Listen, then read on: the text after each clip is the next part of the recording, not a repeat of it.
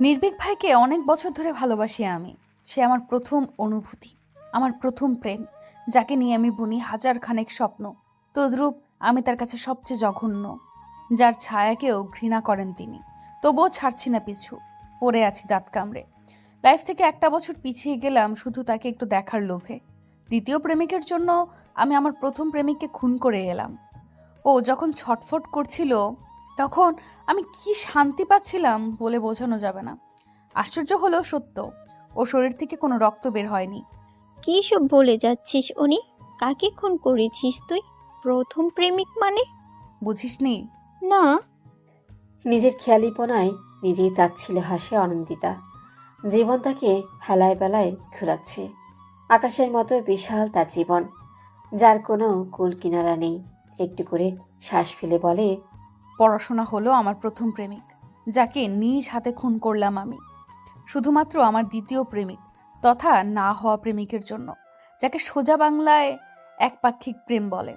কথাটা বলে ব্যঙ্গ হাসলো অনিন্দিতা। ইন্তিহার ভেতর থেকে দীর্ঘশ্বাস বের হয়ে আসলো। মেয়েটার পাগলামি আর নেওয়াই যাচ্ছে না।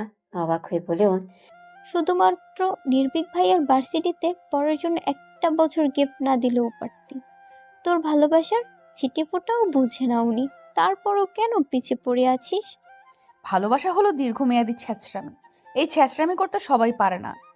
ভালোবাসলে ইগো রাখতে নেই, দাঁত কামড়ে পড়ে থাকতে হয়। তাই বলে একটা মেয়ে হয়ে এভাবে আর কতদিন পিছে পিছে ঘুরবি? কেন? কোন বিধানে লেখা আছে প্রেমের জন্য শুধু ছেলেরাই ছ্যাঁচড়ামি করতে পারবে আর মেয়েরা পারবে না? ইন্তিহা একটু থামলেও অনিন্দিতার হাত দুটো মুঠোবন্দি করে বলল, আমি সেটা বলিনি উনি। ইন্তেহা, তুই হয়তো আমায় সঠিক সাজেশনই দিচ্ছিস, কিন্তু বিশ্বাস কর, আমি নিজেকে দমিয়ে রাখতে পারছি না। চেষ্টা করেছি, লাভ হয়নি। প্রেমের আগুনে দগ্ধ হতে বেশ ভালোই লাগে। কষ্ট নিয়ে ভালোবাসতে শিখে গেছি আমি। এটা ঠিক না উনি। আমি তো ওনার উপর জোর খাটাচ্ছি না, তাহলে সমস্যা কোথায়? আমি তো আমার মতো করে নিজেকে কষ্ট দিচ্ছি, যদিও এইটাই আমার কাছে সুখ কিংবা প্রাপ্তি। কথাটা নিছুকি তার ছেলে স্বরে বলল অনিন্দিতা। লেকের ধারে বসে গসিপ করছিল দুজনে। গুড়ি গুড়ি বৃষ্টির মধ্যে বেশ ভালোই লাগছে। অনিন্দিতা আকাশের দিকে তাকালো। রৌদ্রময় আকাশটাকে মেঘ কেমন ঢেকে নিয়েছে, তবুও আকাশ সুন্দর। ঠিক তেমনিভাবেই প্রিয় মানুষটার শত অবহেলার পরও মানুষটার প্রিয়ই থেকে যায়। অনুভূতি ছাপিয়ে যদি পারো ঘৃণা করতে, তাহলে তুমি হবে সেরা। নাহলে জীবন বিষাক্ত নীল মৃদনায় ছেয়ে যাবে। ইন্থিয়া অবাক দৃষ্টিতে অনিন্দিতার দিকে তাকালেও। স্টাইলিশ, বুদ্ধিসম্পন্ন, প্রতিবাদী সুপার ইগো নিয়ে বড় হওয়া মেয়েটা আজ কতটা পরিবর্তন এসেছে। শুধু ভালোবেসে সহ্য করে নিচ্ছে হাজারো বেদনা। কি ভয়ঙ্কর অনুভূতি নিয়ে বেঁচে আছে। ভালোবাসার এ কি শক্তি! ইন্থিয়া দীর্ঘশ্বাস ফেল। নির্ভীক কেন যে উপেক্ষা করে মেয়েটাকে। কোনো দিকে কমতি তো নেই, তবু অনিন্দিতা অসহায়। হয়তো এটাই নিয়তি, কারণ মানুষ কখনোই পারফেক্ট হয় না।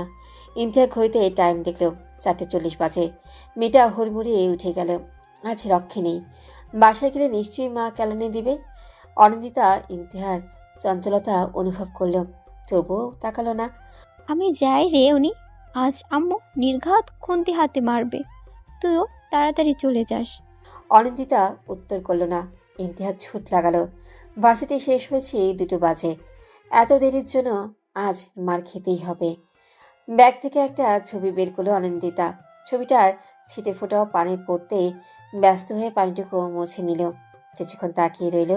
চোখ থেকে দুফোঁটা পানি গড়িয়ে পড়তে ডান হাতের তর্জনী দিয়ে মুছে নিল তৎক্ষণাৎ। নির্ভীক মাহাতাব, আর কতদিন? খুব বেশি চাওয়া তো ছিল না, শুধু একটু কাছাকাছি থাকতে চেয়েছিলাম। রোজ আপনার মায়া ভরা মুখটা দেখতে চেয়েছিলাম।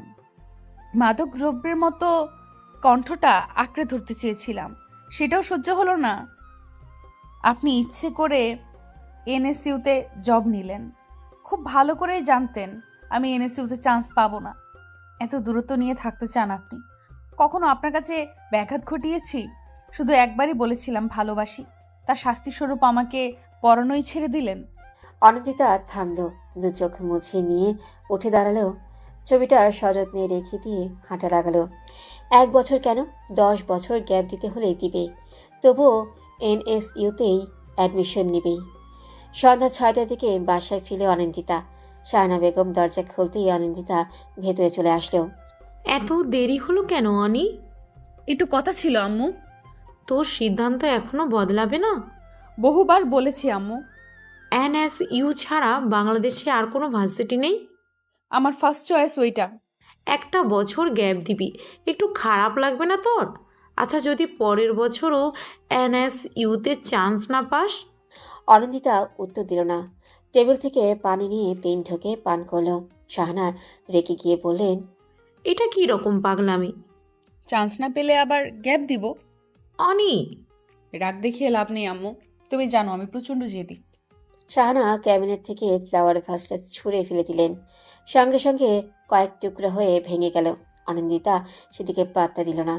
ব্যাগ নিয়ে সোজা নিজের রুমেই চলে আসলো। ফ্ল্যাশব্যাক। আপনার বয়স মাত্র 17 অনিন্দিতা। প্রেমের বয়স হয়নি এখনো। পড়াশোনায় মনোযোগী হন।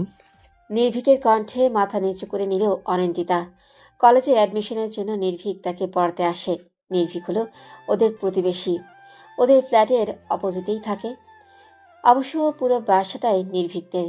বহু বছর আগে কোনো এক কারণে ফ্ল্যাটটা বিক্রি করেছিলেন নির্ভীকের বাবা আজমান আহমেদ। কথা বলছেন না কেন? ভাইয়া আমি তো প্রেম করি না। আপনি আমার থেকে ছোট অনিন্দিতা। আমি আপনাকে পড়াই, আপনি আমাকে পড়ান না। কিন্তু পড়াশোনায় মনোযোগী হন।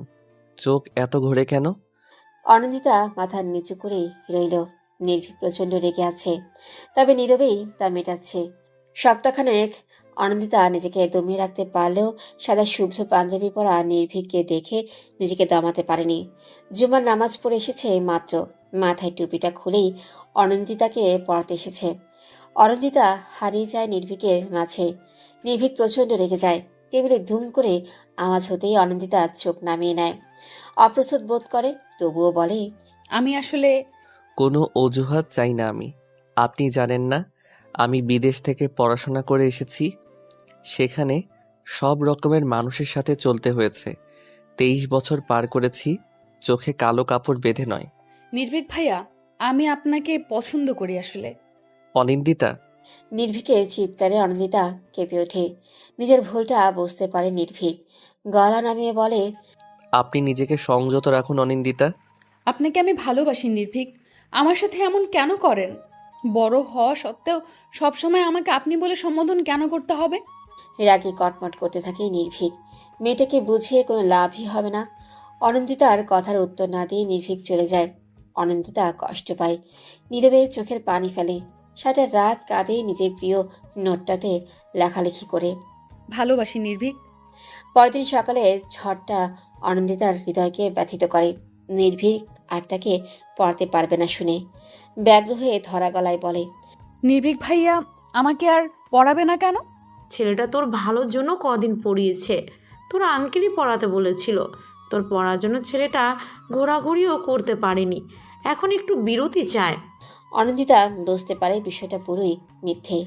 আঙ্কেল পড়াতে বলেছে, তা নির্ভীক পড়াতে এসেছে। এটা সত্যি হলেও না পড়ানোর অজুহাতটা সম্পূর্ণ মিথ্যে। ভালোবাসি বলাতেই নির্ভীক তাকে পড়াবে না। আর অনিন্দিতার কোচিংয়ে যাওয়া হলো না সেদিন। সারাদিন কেঁদেই বুক ভাসালো।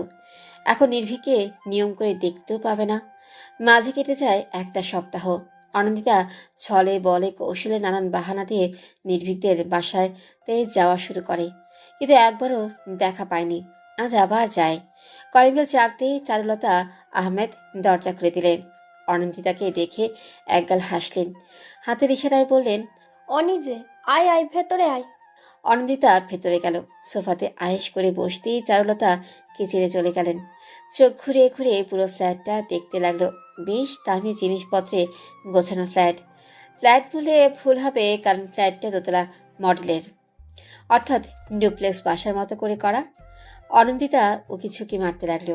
এখান থেকে নির্ভীকের রুমটা সরাসরি দেখা যায় না। মিষ্টি হাতে চারুলতা ফিরে আসলেন। অনিন্দিতা হেসে তাকালো। একটা মিষ্টি খেয়ে আর খেলো না, কারণ ছানার মিষ্টি ওর পছন্দ নয়, গলায় আটকে যায়। এই বাটিতে কি এনেছিস অনি? আম্মু মুরগির মাংস পাঠালো আন্টি। আজ নাকি তুমি খাসির মাংস রান্না করেছো, আর নিহাল ভাইয়া না খেয়ে বেরিয়ে গেছে। আর বলিস না, ছেলেটা হয়েছে এক পাগল। খাসির মাংস একটুও পছন্দ করে না। রান্না করলেই সেদিন ভাত না খেয়েই চলে যায়।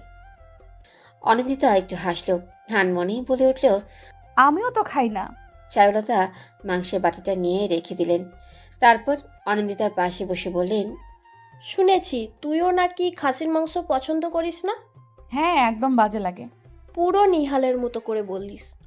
ইস, আমি তো ভুলেই গেছি চুলায় তরকারি বসিয়েছি। এই ছেলেটার জন্য আবার রান্না বসাতে হয়েছে। আমি যাই রে অনি। চারুলতা চলে গেলেন। অনিন্দিতা মনে মনে খুশি হলো। সিঁড়ি পেয়ে উপরে উঠে গেল। ডান থেকে করিডোর দিয়ে গেলে 2 নম্বর রুমটাই নির্ভীকের। অনিন্দিতা পা টিপে টিপে হাঁটা লাগালো। এত সতর্ক হয়েও কোনো লাভ হলো না। সামনের পিলারের সাথে ধুম করে বাড়ি খেলো। মাথায় হাত বুলিয়ে আবারও হাঁটা লাগালো। নির্ভীক তার ঘরে অন্য কারো যাওয়া একদমই পছন্দ করে না। অনিন্দিতা তাই উকি মারল। পুরো ঘরময় চোখ বুলিয়ে ও নির্ভীককে দেখতে পেল না। বেজায় মন খারাপ নিয়ে ফিরে আসলো। মাঝপথে এসে চোখ চকচক করে উঠল। এই সুযোগ হাতছাড়া করার কোনো মানেই হয় না। মনের আনন্দে নাচতে নাচতে নির্ভীকের ঘরে প্রবেশ করলো। প্রথমেই বেডে শুয়ে পড়ল। ফ্যানের দিকে তাকিয়ে আনমনে হাসলো। বালিশ দুটো করে নিয়ে বসে পড়ল। কিছুক্ষণ এভাবেই থেকে বালিশে নাক ডুবিয়ে দিল। এই বালিশেই তো নির্ভীকের শরীরে গন্ধ লেগে আছে। প্রাণ ভরে নিঃশ্বাস নিল মেয়েটা। এত সুখ সুখ অনুভূতি হচ্ছে। সাইড টেবিলে থাকা নির্ভীকের হাস্যোজ্জ্বল ছবিটা বুকে চেপে ধরল। ছেলেটাকে এত ভালোবাসে কেন? এত মায়া কেন ওই ছেলেটার মাঝে? নিজের প্রশ্নে নিজেই হাসল। হঠাৎ চোখ পড়ল নির্ভীকের বুক সেলফে। শতেক বই রাখা সেখানে। তবে সব থেকে আকর্ষণ করছে গাঢ় নীল রঙের ডায়েরিটাতে। প্রচণ্ড আগ্রহে মেয়েটা ফেল করে তাকিয়ে রইল। কিছুক্ষণ এভাবেই কেটে গেল। নির্ভীকের ছবির ফ্রেম থেকে ছবিটা নিয়ে লুকিয়ে নিল। এই ছবিটা খুব যত্নে রাখবে সে। বুকশেলফ থেকে ডায়েরিটা নিল। খুব সুন্দর করে ডায়েরির ওপর কারুকাজ করা। একেবারে শেষ প্রান্তে লেখা, অব্যক্ত প্রিয়তমা। তুমি আমার ভীষণ প্রিয়, ঠিক যেন কাশফুলে ঘেরা কিংবা রক্তজবার মেলা। তুমি হাসলে হাসে রৌদ্রময়ী আকাশ, তুমি কাঁদলে আকাশও কাঁদে, নামিয়ে দেয় ধারা। তোমার নামে লিখেছি কবিতা, লিখেছি হাজারো গান, কখনো শোনানো হয়নি, কবে জোড়াবে প্রাণ। তুমি কি জানো প্রিয়তমা আমার মনের করুণ অবস্থা? কখনো কি শুনেছে এই বুকের ধুকপুকানি কখনো? অনিন্দিতা আর পড়তেই পারল না। ডায়েরিটা টেনে নিয়ে গেল নির্ভীক। চোখ দিয়ে যেন অগ্নি ঝরছে। ভয়ে এক হাত পিছিয়ে গেল মেয়েটা। ডায়েরিটা উল্টিয়ে রেখে দিল নির্ভীক। অনিন্দিতা বারবার ফাঁকা ঢোক গিলছে। নির্ভীকের চোখে মুখে ভয়ঙ্কর রাগ স্পষ্ট হলেও ও অতি শান্ত কণ্ঠে শুধালো, এখানে কেন এসেছেন অনিন্দিতা? অনিন্দিতা উত্তর দিল না। ভয়েই তার শরীর ঠান্ডা হয়ে গেছে। নির্ভীক আবারও বলল, ডায়েরিতে হাত দিয়েছেন কেন? অন্যের জিনিসে হাত দেওয়ার আগে পারমিশনের প্রয়োজন হয়, জানেন না? আমি আসলে কতটুকু পড়েছেন? বেশি নয়, শুধু প্রথম পৃষ্ঠা অবধি। কিন্তু তার আগেই আপনি। অনেক বেশি পড়ে ফেলেছেন। আমার জিনিসে অন্য কারো হাত দেওয়া একদমই পছন্দ নয়। আপনি আমার রুমে কেন এসেছেন? আমি দেখতে এসেছিলাম আপনাকে। দেখা হয়ে গেছে? অনিন্দিতা মাথা ঝাঁকালো।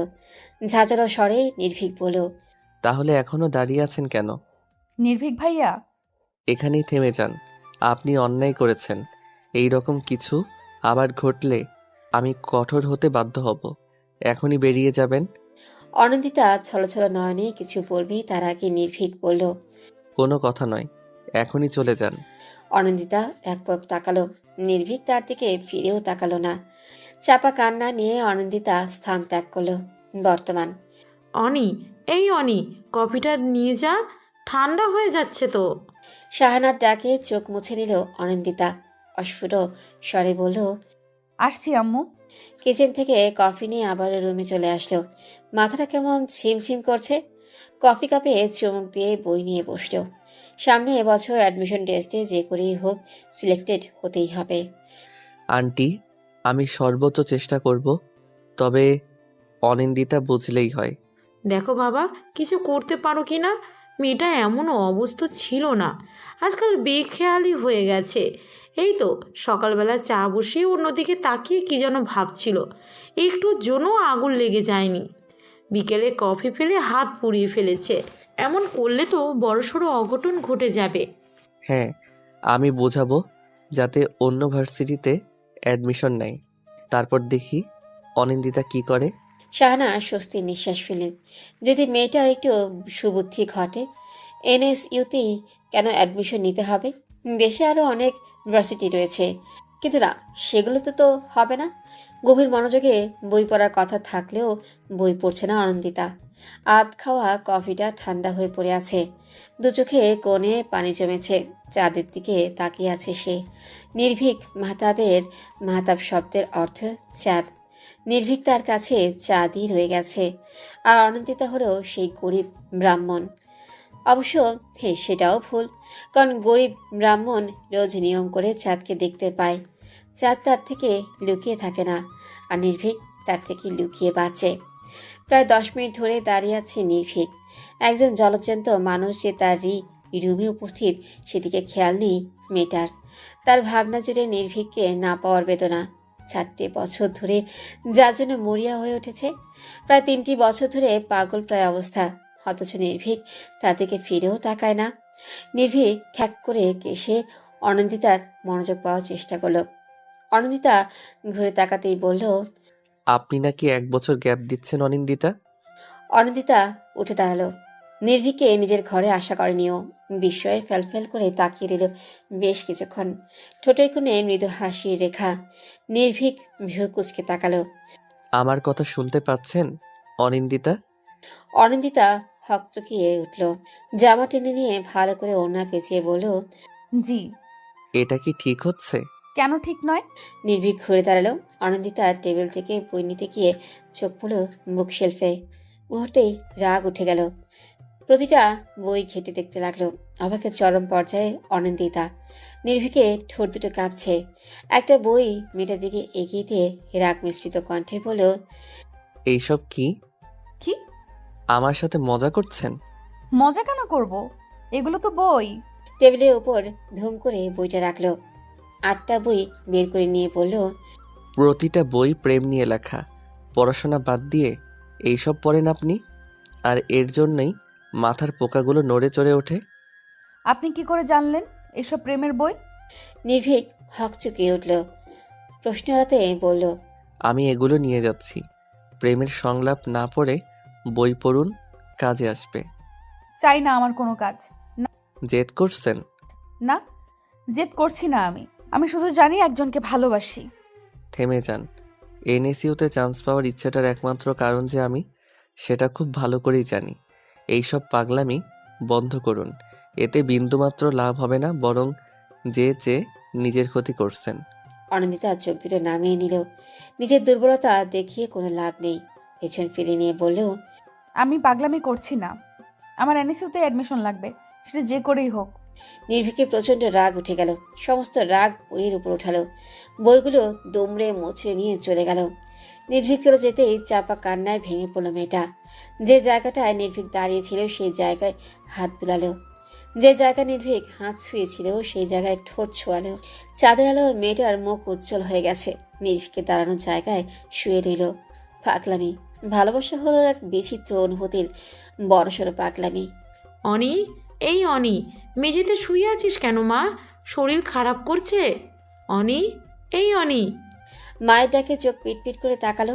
মেঝেতে ঘুমানোর কারণে গালের এক পাশ লাল হয়ে আছে, সাথে গালে দুটো দাগও হয়েছে। হাই তুলে অনন্দিতা বলল, কি হয়েছে আম্মু? এখানে শুয়েছিস কেন?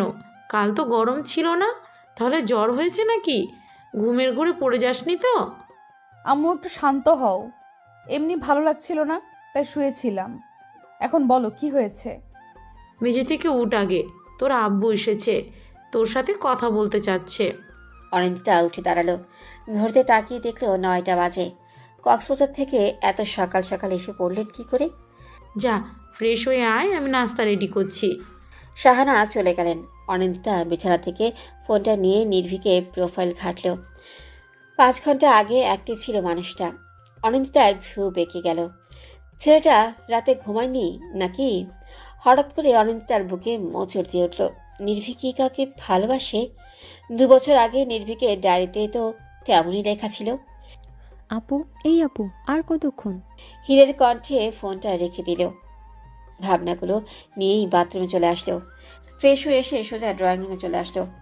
আরশাদ হক রিমোট নিয়ে টিভির চ্যানেল পাল্টাচ্ছেন। অনিন্দিতাকে দেখে বললেন, পাশে এসে বসো অনি। অনিন্দিতা বসলো না। আরশাদ ভ্রু কুচকে তাকালেন। মেয়েটা কেমন চুপচাপ হয়ে গেছে। বাড়ি মাতিয়ে রাখা মেয়েটার এমন করুণ দশা কেন? কি হলো? কখন এলে আব্বু? কিছুক্ষণ আগে। ফ্লাইটে করে এসেছো? ভাবলাম তাড়াতাড়ি আসা ও যাবে আর ভেজালও কম হবে। অনিন্দিতা একটু হাসলো। আরশাদ উঠে দাঁড়ালেন। মেয়ের মাথায় স্নেহের হাত রেখে বললেন, তুমি তোমার সিদ্ধান্ত এখনো বদলাবে না। আমি এনএসইউতেই পড়তে চাই আব্বু। যদি টাকা নিয়ে চিন্তা করো তাহলে আমি পার্ট টাইম জব খুঁজে নিব। ছি মামনি, আমি টাকা নিয়ে কেন চিন্তা করব? তোমার বাবা মধ্যবিত্ত হলেও এনএসইউতে পড়ানোর ক্ষমতা রাখে। আমি এনএসইউতেই পড়তে চাই আব্বু।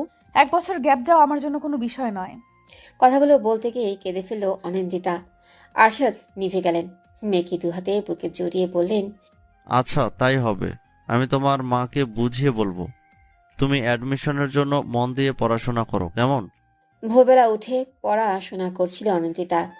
এনএসইউতে চান্স পেয়েই ছাড়বে। নির্ভীক তাকে সাইলেন্ট চ্যালেঞ্জ করেছে। একবার হেরে গেছে, তবে এবার হারবে না। সবসময় নির্ভীকের জয় চাইলেও আজ নিজের জয় চাইছে। ভালোবাসাকে একটু দেখার জন্যই এত কিছু করা। না হলে সপ্তাহখানেক পার হয়ে গেলেও নির্ভীকের দেখা মিলে না। মাস পার হয়ে গেলেও কথা হয় না। নির্ভীকের ভার্সিটিতে পড়লে দিনে একবার হলেও দেখার সুযোগ মিলবে। গভীর মনোযোগে ব্যাঘাত ঘটল। বেশ বিরক্ত হয়ে তাকালো অনন্দিতা। আপু, একটু শাড়িটা পরিয়ে দেবে প্লিজ? শাড়ি হাতে দাঁড়িয়ে আছে হের। অনিন্দিতা বেশ অবাক হলো। শাড়ি পরতে পছন্দ করে না হের। কোনো বিশেষ অনুষ্ঠান ছাড়া শাড়ি পরা হয় না তার। হঠাৎ করে শাড়ি কেন পরবি? তোর তো শাড়ি পছন্দ নয়। আরে, সাদে কি শাড়ি পরছি? আজ তো আমাদের নবীন বরণ, কলেজে ফার্স্ট ডে, ভুলে গেলে? আজ নবীন বরণ? হ্যাঁ, একটু পরিয়ে দাও না প্লিজ, সবাই শাড়ি পরে আসবে। আচ্ছা আয়। হিরকে শাড়ি পরিয়ে দিল। তবে শাড়িটা বেশ পাতলা হওয়ায় শরীরের বেশ কিছু অংশ ফুটে উঠেছে। হির একটু স্বাস্থ্যবান হওয়াতে শাড়িটা মোটা করে পরানো সম্ভব নয়। অনিন্দিতা দীর্ঘশ্বাস ফেলে বলল, আমি আমার একটা শাড়ি নিয়ে আসছি। কিন্তু আমি কি পুরনো শাড়ি পরে অনুষ্ঠানে যাব? সমস্যা কোথায়? 2-1বারই তো পরেছি। না, আমি পুরনো শাড়ি পরে যাব না, সবাই আমাকে লেকফুল করবে। হির মন খারাপ করে নিজের ঘরে চলে গেল। অনিন্দিতার বেশ খারাপ লাগলো। দীর্ঘশ্বাস ফেলে কাবার্ড খুলল। একটা বক্স থেকে পার্পল রঙের শাড়ি বের করলো। শাড়িটা খুব পছন্দের, কখনো পরা হয়নি। নির্ভীকের পছন্দের রঙে কিনেছিল। ভেবেছিল নির্ভীক এর সাথে প্রথম ঘুরতে যাওয়ার সময় শাড়িটা পরবে। না, সেই ইচ্ছেটা আর হয়ে ওঠেনি। শখের জিনিস তো ঘরেই পুরনো হয়ে গেল। তার থেকে না হয় হিরই পরল। শাড়িটাতে হাত বুলিয়ে মৃদু হাসলেও অনিন্দিতা। রাত দিন এক করে পড়াশোনা চালাচ্ছে অনিন্দিতা। মেয়ের পড়াশোনা দেখে বেশ খুশি হলেন আরশাদ। এনএসইউতে অ্যাডমিশন নেওয়ার জন্য কি খাটুনিটাই না খাটছে। আরশাদ হক পেশায় একজন সৎ ডক্টর। 2 মেয়ে আর স্ত্রীকে নিয়েই তার পরিবার। বাবা মা গত হয়েছে বহু বছর। অনেক কষ্ট করে প্রতিষ্ঠিত হয়েছেন, আর তাই পড়াশোনার গুরুত্ব বোঝেন। ঘড়িতে টাইম দেখে বাসা থেকে বেরিয়ে গেলেন। মাসে 2-1বার সরকারি কাজে বিভিন্ন জায়গায় যেতে হয়। এবার যাচ্ছেন পঞ্চগড়। শাহানার মন খারাপ, কারণ পুরো 15 দিনের জন্য যাচ্ছে আরশাদ। স্বামীর প্রতি অফুরন্ত ভালোবাসা। অ্যারেঞ্জ ম্যারেজ হলেও ভালোবাসায় কমতি নেই। আরশাদ বাসা থেকে বের হতেই চাপা কান্নায় ভেঙে পড়লেন। হের মায়ের কান্নাতে বিরক্ত হলো। আম্মু, এই ফ্যাচ ফ্যাচ করে কান্না থামাও প্লিজ। তুমি যেইভাবে কাঁদো, আমার বান্ধবীরা তাদের 22 দিনের রিলেশন ভেঙে গেলেও এইভাবে কাঁদে না। হীরের কথায় শাহানা ছুটে গেলেন। পায়ে জুতোটা উঠিয়ে বললেন, মারবো এক চর। অসভ্য মেয়ে, মায়ের কাছে বন্ধু মহলের কুকর্ম শোনাচ্ছ। তোর বাবার সাথে আমার 22 বছরের সম্পর্ক, বুঝলি? 22 বছরের সম্পর্ক। তো এর জন্য ফ্যাচ ফ্যাচ করে কাঁদবে? আব্বু তো 15 দিন পরে চলে আসবে, সমস্যা কোথায় বলো তো? প্রচণ্ড বিরক্তি নিয়ে স্থান ত্যাগ করলেন শাহানা। এই মেয়েটা যেমন তেরা, ঠিক তেমনি অসভ্য। অন্যদিকে বড় মেয়েটা হয়েছে পাগল প্রকৃতির। ফার্স্ট চয়েস যেটা সেটাই চাই। 2 মেয়েকে প্রায় 20 বছর যাবৎ সহ্য করে যাচ্ছে। এত আদর দিয়ে বাদর হয়েছে। কি বিড়বিড় করছো আম্মু? অনন্দিতার কথাতে ঘাড় ঘুরে তাকালেন। ডাইনিং গোছাতে গোছাতে বললেন, এসে পড়েছিস? তোর আব্বু তো এই মাত্র পঞ্চগড় চলে গেল। কি? হ্যাঁ, মিনিট 10 হলো। আমাকে ডাকবে না একবার? আব্বু তো 15 দিনের জন্য গেল। তোর আব্বুই বারণ করেছে, ফোন করে কথা বলতে বলেছে। আপাতত এই গ্লুকোজটা খা, শরীরে জোর আসবে। একটা বছর ধরে কম খাটনি তো যাচ্ছে না। অনন্দিতা গ্লুকোজের পানিটা নিল, একটু খেয়ে আবারও রেখে দিল। হঠাৎই মনে পড়ল আজ শুক্রবার। উল্লসিত মন নিয়ে ছাদের দিকে পা বাড়ালো। লাল নীল নানা রঙের নয়নতারা ফুল ফুটে রয়েছে। ছাদের এক অংশ জুড়ে বাগান করেছে নির্ভীক। পড়াশোনাটা বিদেশে করলেও ও প্রতি 3 মাস অন্তর বাংলাদেশে এসে ঘুরে যেত সে। প্রায় 6 বছর যাবৎ এই বাগান তৈরি করা হয়েছে। গত 4 বছর ধরে অনন্দিতা নিজেও এই বাগানের যত্ন করে। অবশ্যইটা নির্ভীকের অগোচরে, কারণ নির্ভীক দেখে ফেললেই সর্বনাশ। এক বলতি কথার সাথে জ্ঞান শুনিয়ে দেয়। বাগানের ফুলগুলো একটু একটু করে ছুঁয়ে দিল। বড় আপন এই ফুলগুলো, কারণ প্রতিটা ফুলে নির্ভীকের স্পর্শ, যা ওর কাছে ভীষণ প্রিয়। চিলেকোঠা দিয়ে কারো পায়ের আওয়াজ পাওয়া গেল। অনন্দিতা দ্রুত সরে গেল। পানির ট্যাঙ্কের পেছনে লুকিয়ে পড়েছে। নির্ভীক এই সময়টাতে প্রতি শুক্রবার স্পেশালভাবে বাগানের যত্ন করে, সাথে খানিকটা শরীরচর্চা। নির্ভীক বাগানের ভেতরে প্রবেশ করল। দুটো গাছকে স্পর্শ করে ভ্রু কুচকে দিল। একটু একটু করে প্রতিটা গাছ স্পর্শ করলো। কিছুক্ষণ থম মেরে দাঁড়িয়ে রইল। পেছন ঘুরে তাকালো। চোখ দুটো রক্তলাল। শ্যামরঙা গালে লাল আভা যেন কাঠিন্য প্রকাশ করছে। প্রচণ্ড রাগে চোয়াল শক্ত হয়ে গেছে, কপালে ভাঁজ পড়েছে। অনন্দিতা চিত্ত কেঁপে উঠল। নির্ভীকের মুখের এমন ভঙ্গিমা দেখে অনন্দিতার মন বিষিয়ে গেল। কোথাও এক অদ্ভুত কষ্ট অনুভব হলো। নির্ভীক কেন তো রেগে আছে? এটা আগেই তো ঠিক ছিল। অনন্দিতার ভাবনার মাঝে নির্ভীকের কঠিন স্বর ভেসে আসতো, বেরিয়ে আসুন অনিন্দিতা। মেয়েটা চমকে গেল। নিজের কানকে যেন বিশ্বাসই হচ্ছে না। ফাঁকা ঢোক গেলে আরেকটু চেপে লুকিয়ে রইল। দ্রুত বেরিয়ে আসুন অনিন্দিতা, খুব খারাপ হয়ে যাচ্ছে কিন্তু। অনন্দিতা কাপা শরীরে বেরিয়ে আসলো। নির্ভীক তার দিকে এক পলক তাকিয়ে পেছন ঘুরে নিল। অনন্দিতা কষ্ট পেল। নির্ভীক কখনো তাকে ভালো করে দেখেই না। মানুষ এতটা নিষ্ঠুর হতে পারে? চোখের পানি চিকচিক করে উঠল। এমন এক মানুষের প্রেমে পড়েছে যে বিন্দু মাত্র সহ্য করতে পারে না তাকে। তবুও মেয়েটা হাসল। নির্ভীকের ঠোঁটের হাসি দেখার জন্য নির্দ্বিধায় এক সমুদ্র ডুব দিতে পারে। এই সময় কেন এখানে এসেছেন? এমনি ভালো লাগছিল না তাই। মিথ্যে বলছেন আপনি। অনন্দিতা উত্তর দিল না। নির্ভীক কাঁটাযুক্ত গোলাপ গাছে হাত বোলাতে লাগলো। অনন্দিতা চমকে উঠল। চোখ দুটো যেন হন্তদন্ত হয়ে গেছে। এক পা এগিয়ে বলল, নির্ভীক ভাইয়া আপনি? অনন্দিতা নাম দেওয়ার সাথে সাথে গোলাপ গাছটাকে চেপে ধরল নির্ভীক। মুহূর্তেই হাঁটা ছিন্ন বিচ্ছিন্ন হয়ে রক্ত ঝরতে লাগলো। অনন্দিতা ডুকরে কেঁদে উঠল। তাদের দাঁত চেপে নির্ভীক বলল, এখানেই থেমে যান, আর এক পা বাড়ালে ভয়ঙ্কর কিছু হয়ে যাবে। নির্ভীক ভাইয়া। আগাবেন না। অনন্দিতা নির্ভীকের কথার দিকে পাত্তেই দিল না। জলভরা নয়নে ছুটে আসলো নির্ভীকের কাছে। নির্ভীকের হাত দুটো চেপে ধরল। ঝটকা মেরে হাতটা সরিয়ে নিল নির্ভীক। অনন্দিতা যেন ভয় পেয়ে গেল, কারণ নির্ভীক কাটাস্থানে ক্যাকটাস গাছের পাতা চেপে ধরেছে। মেয়েটা ডুকরে কেঁদে উঠল। হাতে নির্ভীকের রক্ত লেগে আছে। নির্ভীকের চোখ দুটো ফুলে ফেপে উঠেছে। ব্যথায় মাথা টনটন করে উঠছে। ধরা গলায় নির্ভীক বলল, আপনি আরো ভয়ঙ্কর কিছু দেখতে চান? অনন্দিতা মাথা ঝাঁকালো। নির্ভীকের হাতের দিকে তাকিয়ে রইল। কষ্টে মুখটা ভারী হয়ে উঠেছে। টপটপ করে রক্ত পড়ছে। লাল রঙের সেই স্থানটা জ্বলজ্বল করছে। এখানে দাঁড়িয়ে আছেন কেন? বলেছি না এই সময়টাতে ছাদে আসবেন না। অনন্দিতা ছাদের মেঝেতে বসে পড়ল। নির্ভীকের পা তার এক হাত দূরে। পা স্পর্শ করতে যেতেই নির্ভীক 2 কদম পিছিয়ে গেল। অনন্দিতা নির্ভীক যেখানে দাঁড়িয়ে ছিল সেখানে মাথা ঠেকিয়ে দিল। নির্ভীক ফিরেও তাকালো না। আমি আর কখনো আসবো না, শুধু হাতটা সরিয়ে ফেলুন। রক্ত ঝরছে, আপনি কষ্ট পাচ্ছেন। তার থেকে বেশি কষ্ট আপনি আমাকে দিচ্ছেন। আপনি কেন বুঝতে চান না আমি আপনাকে পছন্দ করি না?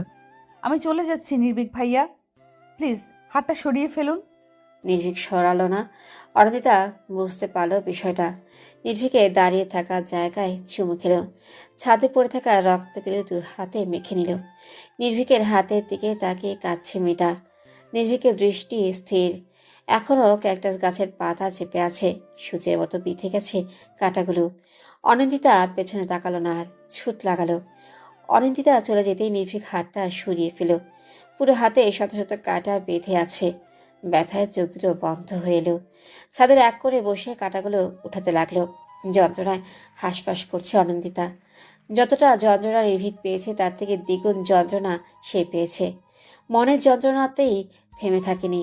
হাতে কাটা কম্পাস ঢুকিয়ে নিয়েছে। ক্ষত হয়ে গেছে, কিছুটা মাংস উঠে গেছে। সাদা মাংস বেরিয়ে জায়গাটা ভয়ানক দেখাচ্ছে। রক্ত পড়ছে টপ টপ করে। তাতে কোনো ধ্যানই নেই। মেঝেতে গড়াগড়ি খাচ্ছে। মাথার কাছে নির্ভীকের রক্তের ছাপ। খুব যত্ন করে ডায়েরিতে আগলে রেখেছে নির্ভীকের রক্ত। হাতের ব্যথা যেন কিছুই নয়, তবে নির্ভীকের রক্ত তাকে পাগল করে দিচ্ছে। শাহানা এসে দুবার ডেকে গেছে, অজুহাত হিসেবে মাথা ব্যথা বলেছে। বিকেলে হাতে ব্যান্ডেজ করে দিচ্ছে হির। অনিন্দিতা অনুভূতি শূন্য।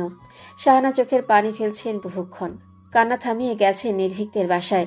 হিরের চোখে পানির ধারা নেমে এসেছে। কেন এমন করলে আপু? তুমি এমন কেন করো? হাতটার কি অবস্থা করেছো? কোনো খেয়াল আছে? নিজের প্রতি কেন এত রাগ দেখাচ্ছ? এনএসইউতে অ্যাডমিশন নেওয়ার জন্য এ কি পাগলামি? নির্ভীক ভাইয়া তো বলল আরও ভালো ভালো ভার্সিটি আছে। উনি তো এনএসইউর লেকচারাল। উনি বললে তারপরও শুনলে না? হির একা একাই বক বক করছে। অনিন্দিতা উত্তর দিল না। অনুভূতিগুলো কোথাও আটকে গেছে। চোখের সামনে ভাসছে নির্ভীকের ছিন্ন বিচ্ছিন্ন কাটা হাত, যে হাতে সহস্র বার চুমু খাওয়ার স্বপ্ন নিয়ে বেঁচে আছে। সে হাত আজ ছিন্ন বিচ্ছিন্ন। কি করে সইবে হে ব্যথা? অনিন্দিতা হুট করে কেঁদে উঠল। আপু, এই আপু, কাঁদছো কেন? ব্যথা হচ্ছে খুব? কেন করলে এমনটা? হির কান্না করেই যাচ্ছে। অনিন্দিতার বুক ফেটে যাচ্ছে। মেন ডোর দিয়ে কারো আসার শব্দ পেল। হির কান্না থামিয়ে বলল, নির্ভীক ভাই। অনিন্দিতা ঘাড় ঘুরিয়ে তাকালো। চকলেট রঙের টি শার্ট পরে আছে নির্ভীক। অনিন্দিতা চোখ দুটো নির্ভীকের হাতের দিকে গেল। হাতে সাদা রঙের ব্যান্ডেজ করা। বুকের ভেতরে যেন কেউ ছুরি ঢুকিয়ে দিয়েছে। নির্ভীকের দৃষ্টি অন্যদিকে। পেছন থেকে চারুলতা হন্তদন্ত হয়ে আসলেন। হির উঠে দাঁড়ালো। চারুলতা ব্যস্ত হয়ে পড়লেন। অনিন্দিতাকে কথা শোনাতে লাগলেন। সে কথা মেয়েটার কর্ণপাত হলো না। মিনিট 10 এভাবেই কেটে গেল। নির্ভীকের চোখে মুখে কোনো কষ্টের ছাপ নেই, একটুও মায়া নেই অনিন্দিতার জন্য। অথচ নির্ভীকের কষ্টের স্বাদ নিতেই নিজেকে আঘাত করল মেয়েটা। চারুলতা নির্ভীকের দিকে রক্তচক্ষু নিয়ে তাকালেন। এই ছেলেটা আর তুই দুজনেই পুরো অধম। দেখ, সকালবেলায় ক্যাকটাস গাছে কাঁটা বিধিয়ে এনেছে। গাছের যত্ন নিবি ভালো কথা, তাই বলে সাবধানতার অবলম্বন করবি না। আর এই দিকে তুই এনসিইউতে অ্যাডমিশনের জন্য পাগল হয়ে যাচ্ছিস। হাতের কি অবস্থা করেছিস? নির্ভীক চরম বিরক্তি নিয়ে তাকালো। এখানে থাকতে ভালো লাগছে না তার। নেহাতি ভদ্রতার খাতিরে দাঁড়িয়ে আছে। 15 মিনিট পর শাহানা আর নিহাল আসলো। সাথে ডাক্তারও আছেন। নিহালের চোখে মুখে চিন্তার ছাপ। চারুলতা পাশ থেকে উঠে গেলেন। ডাক্তার চেক আপ করে ওষুধ পানি লিখে দিলেন। বাসায় একজন ডাক্তার থাকলেও বাইরের ডাক্তারের প্রয়োজন হয়, তা আবারও প্রমাণ হয়ে গেল। নিহাল ডাক্তারকে এগিয়ে দিতে গেলেই নির্ভীক বাধা দিল। আমি যাচ্ছি, তুই এখানেই থাক। নিহাল কথা বাড়ালো না। অনিন্দিতা পাশে এসে বসলো। মাথা হালকা করে গাঁটটা মেরে বলল, ফাজিল মেয়ে, হাতের কি অবস্থা করেছো? এত ভালো স্টুডেন্ট হতে হবে কোনো সংবিধানে লেখা হয়েছে? এনএসইউ এর থেকে অনেক ভালো ভার্সিটি আছে, সেগুলোতে পড়তে পারতে। অনিন্দিতা মৃদু হাসলো। চারুলতা স্বস্তির নিঃশ্বাস ফেলে বললেন, বোঝা একটু। শাহানা প্রচন্ড রেগে আছেন, তবু কিছু বলছেন না। মেয়ের হাতের দিকে তাকিয়ে প্রচন্ড কষ্ট হলো। হির সবার জন্য শরবত বানাতে গেল। প্রচন্ড গরম পড়েছে, তার উপর সবাই ছুটের ওপর ছিল। আমি কি সত্যি চান্স পাবো না নিহাল ভাইয়া? কেন পাবে না? অবশ্যই পাবে। ভালো করে মনোযোগ দিয়ে পড়ো। তবে নিজের ক্ষতি কেন করলে? এখন তো কয়েকদিন পড়াশোনা বন্ধ। চারুলতা পাশে এসে বসলেন। অনিন্দিতা মাথায় হাত বুলিয়ে বললেন, একদম চিন্তা করবি না, তুই চান্স পাবি। আত্মবিশ্বাস আছে না? অনিন্দিতা মাথা ঝাঁকালো। নির্ভীক মাত্রই ফিরে এসেছে। চারুলতা বললেন, নির্ভীককে বলবো তোর অ্যাডমিশন টেস্ট অবধি যেন পড়াই, দেখবি এবার চান্স পাবিই পাবি। অনন্দিতা সম্মতি জানিয়ে দরজায় তাকালো। বিরক্তি নিয়ে তাকিয়ে আছে নির্ভীক, যেন এক্ষুনি সব কিছু ধ্বংস করে দিবে। টানা সারাদিন কান্না করায় কণ্ঠ ভেঙে গেছে অনন্দিতার। হাতের ব্যথায় আর টানা কান্না করায় ঠান্ডা লেগে জ্বর এসে গেছে। 3 দিন অবধি এ জ্বর বেড়েই চলল। 7 দিনের মাথায় জ্বর নামলো। সবাই দেখতে আসলেও নির্ভীক দেখতে এলো না। এতটা হেলায়ও মেয়েটা নির্ভীককে খুঁজেই চলেছে, কিন্তু কোথাও নির্ভীকের দেখাই গেল না। মাঝে একদিন ডাক্তার দেখানোর জন্য বের হচ্ছিল, সিঁড়ি দিয়ে নামার সময় চোখাচোখি হয়, তবে নির্ভীক তার খোঁজ নেয়নি। শাহানার সাথে 2-1টা কথা বলে চলে গেছে। প্রচণ্ড কষ্ট নিয়ে 10-10টা দিন কাটিয়ে দিল অনন্দিতা। এখন শরীর অনেকটাই সুস্থ। চারুলতার কথা অনুযায়ী আজ নির্ভীক পড়াতে আসবে। বেজায় খুশি মেয়েটা। কতদিন পর আজ নির্ভীককে দেখতে পাবে। পরিপাটি হয়ে বসে আছে অনন্দিতা। যদিও নির্ভীক তার দিকে ফিরেও তাকায় না, তবুও নিজেকে পারফেক্ট দেখানো চাই। হঠাৎ করেই ফোনটা বেজে উঠল। ইন্তিহা কল করেছে। রিসিভ করেই বলল, হ্যাঁ ইন্তেহা বল। এখন কেমন আছিস তুই? ভালো। এখনো মন খারাপ? নির্ভীক ভাইয়া তোকে দেখতে আসেনি না? আরে তা কেন হবে, এই তো সেদিনও সিঁড়িতে দেখা হলো। অত ঘটা করে দেখা সাক্ষাৎ হয় নাকি? কথাগুলো বলার সময় আনন্দিতা স্বর কেঁপে উঠল। কত কষ্টে নিজের আবেগ লুকিয়ে আছে তা নিজেও জানে না। ইন্তিহা দীর্ঘশ্বাস বুঝিয়ে দিলেও সে ধরা পড়ে গেছে। আমাকে বোঝাতে হবে না আর। আজ থেকে নির্ভীক ভাইয়া তোকে পড়ানোর কথা, তাই না? হ্যাঁ, আন্টি তো বলেছে, দেখি উনি আসেন কিনা। আচ্ছা ঠিক আছে, ভালো করে পড়িস। কিন্তু এমনিতেই একটা বছর পিছিয়ে গেলি। এখন রাখছি, কেমন? আচ্ছা। অনিন্দিতা ফোন রেখে দিল। চোখে পানি চিকচিক করছে। পেছনে ঘুরতেই নির্ভীককে দেখতে পেল। অবাক চোখে তাকালো। নির্ভীক তার বুকশেলফ নাড়াচাড়া করছে। কখন এলেন উনি? কিছু ম্যাথ লিখে দিয়েছি, সলভ করুন। অনন্দিতা মাথা ঝাঁকালো ঠিকই, তবে চোখ সরালো না। ব্ল্যাক ট্রাউজারের সাথে ছাই রঙা টি শার্টটা এত ভালো ছানায় ছিল না। নির্ভীক পেছনে ঘুরে তাকালো। অনন্দিতাকে তাকিয়ে থাকতে দেখে বেশ বিব্রত হলো, তবে তেমন কিছুই না বলে বই দুটো টেবিলে রাখলো। অনন্দিতার সেদিকে খেয়ালই নেই। দেখা শেষ হলে পড়তে বসুন। অনন্দিতা চমকে তাকালো। নির্ভীকের কথায় খানিকটা লজ্জা পেল। নির্ভীকে ডান হাতের দিকে বারবার তাকানোর চেষ্টা চালালো, তবে ব্যর্থ হলো। সেটার হাতে এখনো কি যন্ত্রণা হয়। স্কেল দিয়ে টেবিলে বাড়ি দিতে অনন্দিতা চমকে উঠল। নির্ভীক মুখে কাঠিন্য এনে বলল, আমি কি চলে যাব? সরি। নির্ভীক উত্তর দিল না। অনন্দিতা পড়তে বসলো। বারবার মনোযোগে ব্যাঘাত ঘটছে। হঠাৎ করে নির্ভীকের ফোন আসলো। ফোন রিসিভ করে ব্যালকনিতে চলে গেল। লেকের ধারে বসে আছে রোজ। মেয়েটার সুশ্রী মুখে বিন্দু বিন্দু চিন্তার ছাপ। সূর্য তার সারাদিনের কর্মব্যস্ততায় জীবন পেরিয়ে আকাশের বুকে নিজেকে লুকিয়ে নিয়েছে। ভারী নিঃশ্বাসের শব্দ কেমন নিস্তব্ধতায় সুর তুলেছে। বারবার ঘুরে দেখছে সে। উপায় না পেয়ে ফোনে নাম্বার ডায়াল করে কল লাগালো। আর কতক্ষণ লাগবে নির্ভীক? আসছি তো। রাস্তায় প্রচণ্ড জ্যাম ইয়ার। জ্যামে বসে থাক তুই। এদিকে পুরো লেক ফাঁকা হয়ে গেছে, কেউ তুলো নিয়ে গেলে আমাকে আর পাবি বল? রাগ করিস না, একটু ওয়েট কর, এসেই পড়েছি। আচ্ছা আয়। রোজ কল কেটে মৃদু হাসলো। ফোনের লক স্ক্রিনে তার আর নির্ভীকের হাস্যজ্জ্বল ছবি। কানাডাতে ভার্সিটির শেষ দিনে ছবিটা তোলা।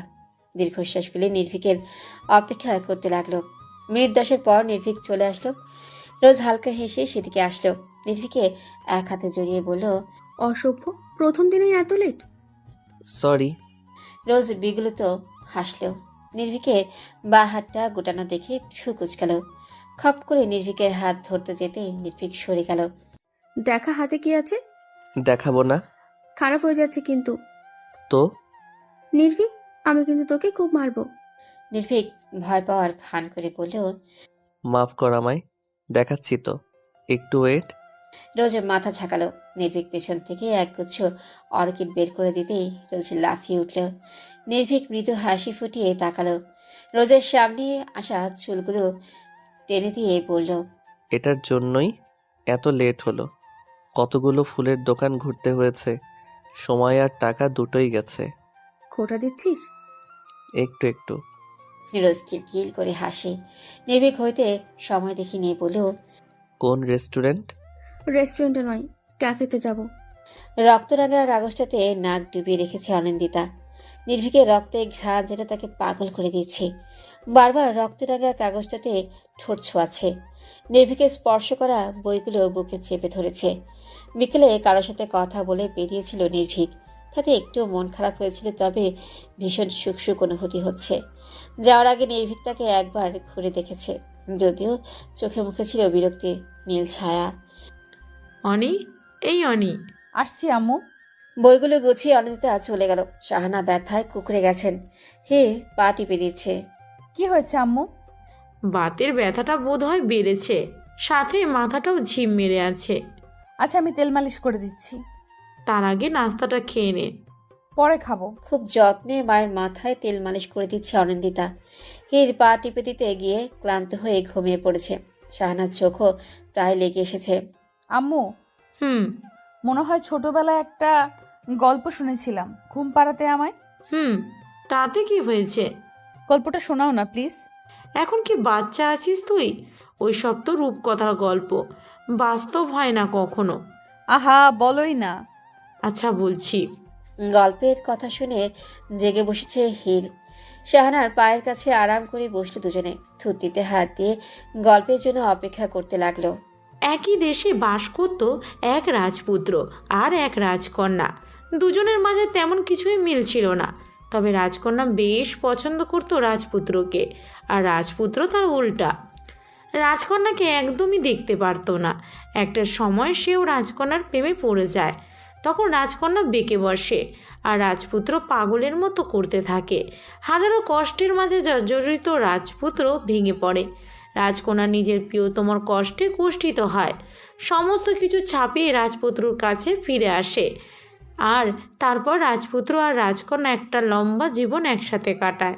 হীর হাততালি দিয়ে উঠল। শাহানা হেসে নিজের রুমের দিকে অগ্রসর হয়।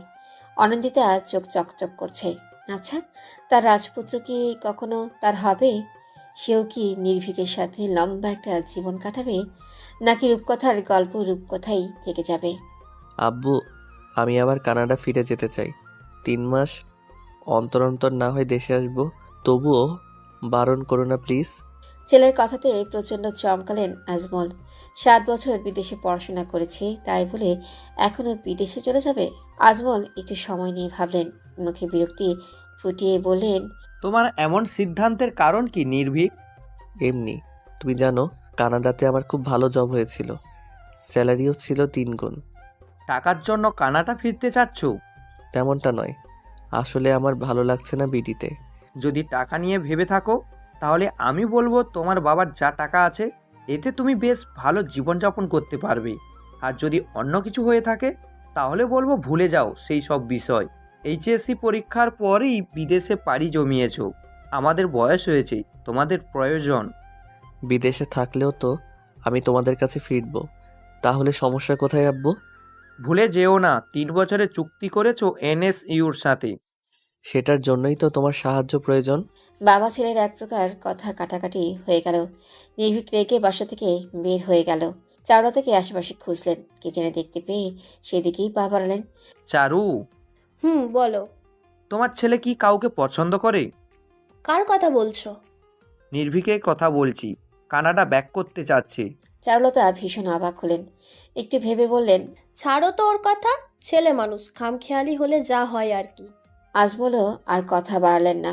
চারুলতার থেকে চা নিয়ে লাইব্রেরির দিকে পা বাড়ালেন। বহুদিন হলো বই পড়া হয় না। মনটা অশান্ত, বইয়ের সাথে ডুবে যেতে হবে। একের পর এক কলেই বিরক্ত হলো নির্ভীক। চারুলতা ফোন করেই যাচ্ছে। রাত প্রায় 1:30টার কাছাকাছি, অথচ নির্ভীক বাসায় নেই। অনিন্দিতার পরিবার সহ আরও কিছু মানুষ জড়ো হয়েছে। অনিন্দিতা ঘুমিয়েছিল। নির্ভীক বাসায় নেই কথাটা শুনে লাফিয়ে উঠে পড়েছে। বারবার বাইরের দিকে তাকিয়েই যাচ্ছে। নির্ভীক আসছে না, ছেলেটার কোনো বিপদ হলো নাকি সেটা ভাবতেই হাত পা অবশ হয়ে যাচ্ছে। হৃৎপিণ্ড যেন মুখ চিরে বের হতে চায়। দম বন্ধ করা অবস্থা, কিন্তু কোনো এক শক্ত বলের কারণে ব্যাঘাত ঘটছে। চারুলতা কান্না জুড়ে দিয়েছে। রাত 2টো বাজতে চলেছে। নিহাল দীর্ঘশ্বাস ফেলেই নির্ভীককে খুঁজতে বের হবে তখনই গাড়ির হর্ন বেজে উঠল। সবাই সেদিকে ছুটে গেলেও অনিন্দিতা গেল না।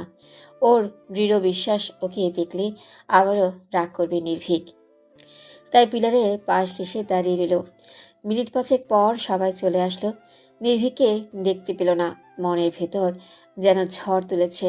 সবাই ভেতরে চলে গেলেও অনিন্দিতা গেল না, ছুটে গেল বাহিরের দিকে। অসাবধানতার কারণে তুম করে মাথায় বাড়ি খেল। তখনই বাসার ভেতরে আসলো নির্ভীক। অনিন্দিতা অশ্রুসিক্ত নয়নে তাকালো। প্রাণে যেন প্রাণ ফিরে পেয়েছে। নির্ভীকের মুখে চরম বিরক্তি বহিঃপ্রকাশ। তাতেও যেন মেয়েটার শান্তি।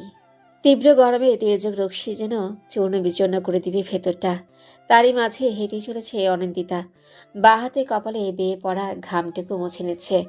মুহূর্তেই ঠান্ডা পানি গ্লাসের গায়ে জমে থাকা জলীয় বাষ্পের মতো আবারও ঘাম নেমেই যাচ্ছে। তপ্ত রোদ্দুরের হ্রাস লেয়া চলছে বেশ কয়েকদিন। সারাদিনের কর্মব্যস্ততা কাটিয়ে সূর্যের মুখ লুকানোর কথা থাকলেও সূর্য তার বিপরীত দিকেই চলেছে। ব্যবসা কর্মে প্রাণ যেন বেরিয়ে আসবে। গনগনে সূর্য তার তেজস্বী ভাব দেখাতে ব্যস্ত। ঠিক তখনই চোখ যায় পাশে থাকা আইসক্রিম পার্লারে। মরুভূমিতে যেন এক ফোঁটা পানির আভাস মিলেছে। হুড়মুড়িয়ে ঢুকে যায় অনন্দিতা। এসির শীতল বাতাসে প্রাণ যেন সতেজ হয়ে ওঠে। একটু করে হাসে মেয়েটা। আইসক্রিম ফ্রিজের দিকে চকচকে চোখে তাকিয়ে থাকে। কোনটা নিবে ভেবেই পায় না সে। এটা তার সহজাত অভ্যাস। Miss may, I help you? Anindita ভ্রু কুঁচকে তাকায়। ডেনিম জ্যাকেট পরিহিত ফর্সা ছেলেটাকে বেশ ভালোই লাগছে। যে কারো নজর কাড়ার শক্তি রয়েছে তার, কিন্তু সে রূপে অনিন্দিতার মন গলে না। ছেলেটা তার দিকে মোহ দৃষ্টি দিয়ে আছে। অনিন্দিতা কোনো কথাই বলল না। ছেলেটা যেন লজ্জা পায়। ফ্রিজ থেকে আইসক্রিম তুলে নিয়ে পাশে থাকা টেবিলেই বসে পড়ে। অনিন্দিতা দ্বিধাদ্বন্দ্ব কাটিয়ে কুলফি তুলে নেয়। প্যাকেট খুলে এক বাইট দিবে কি দিবে না, তখনই চোখ যায় অদূরে বসে থাকা নির্ভীকের দিকে। চকচকে চোখে তাকায়, তবে পাশে থাকা মেয়েটাকে লক্ষ্য করে না সে। নির্ভীক এদিকেই এগিয়ে আসে। বিস্ময় হতবাক হয়ে ভুলে যায় লুকানোর কথায়। কারো ডাকে নির্ভীক পিছন ফিরে তাকায়। তখনই অনিন্দিতার মাথা চওড়াও করে আসে। দ্রুত পিলারের পেছনে লুকিয়ে পড়ে। নির্ভীকের বয়সী এক সুন্দর ভামিনী দেখে কপালে ভাঁজ পড়ে যায়। তার সাথে হেসে হেসে কথা বলছে নির্ভীক।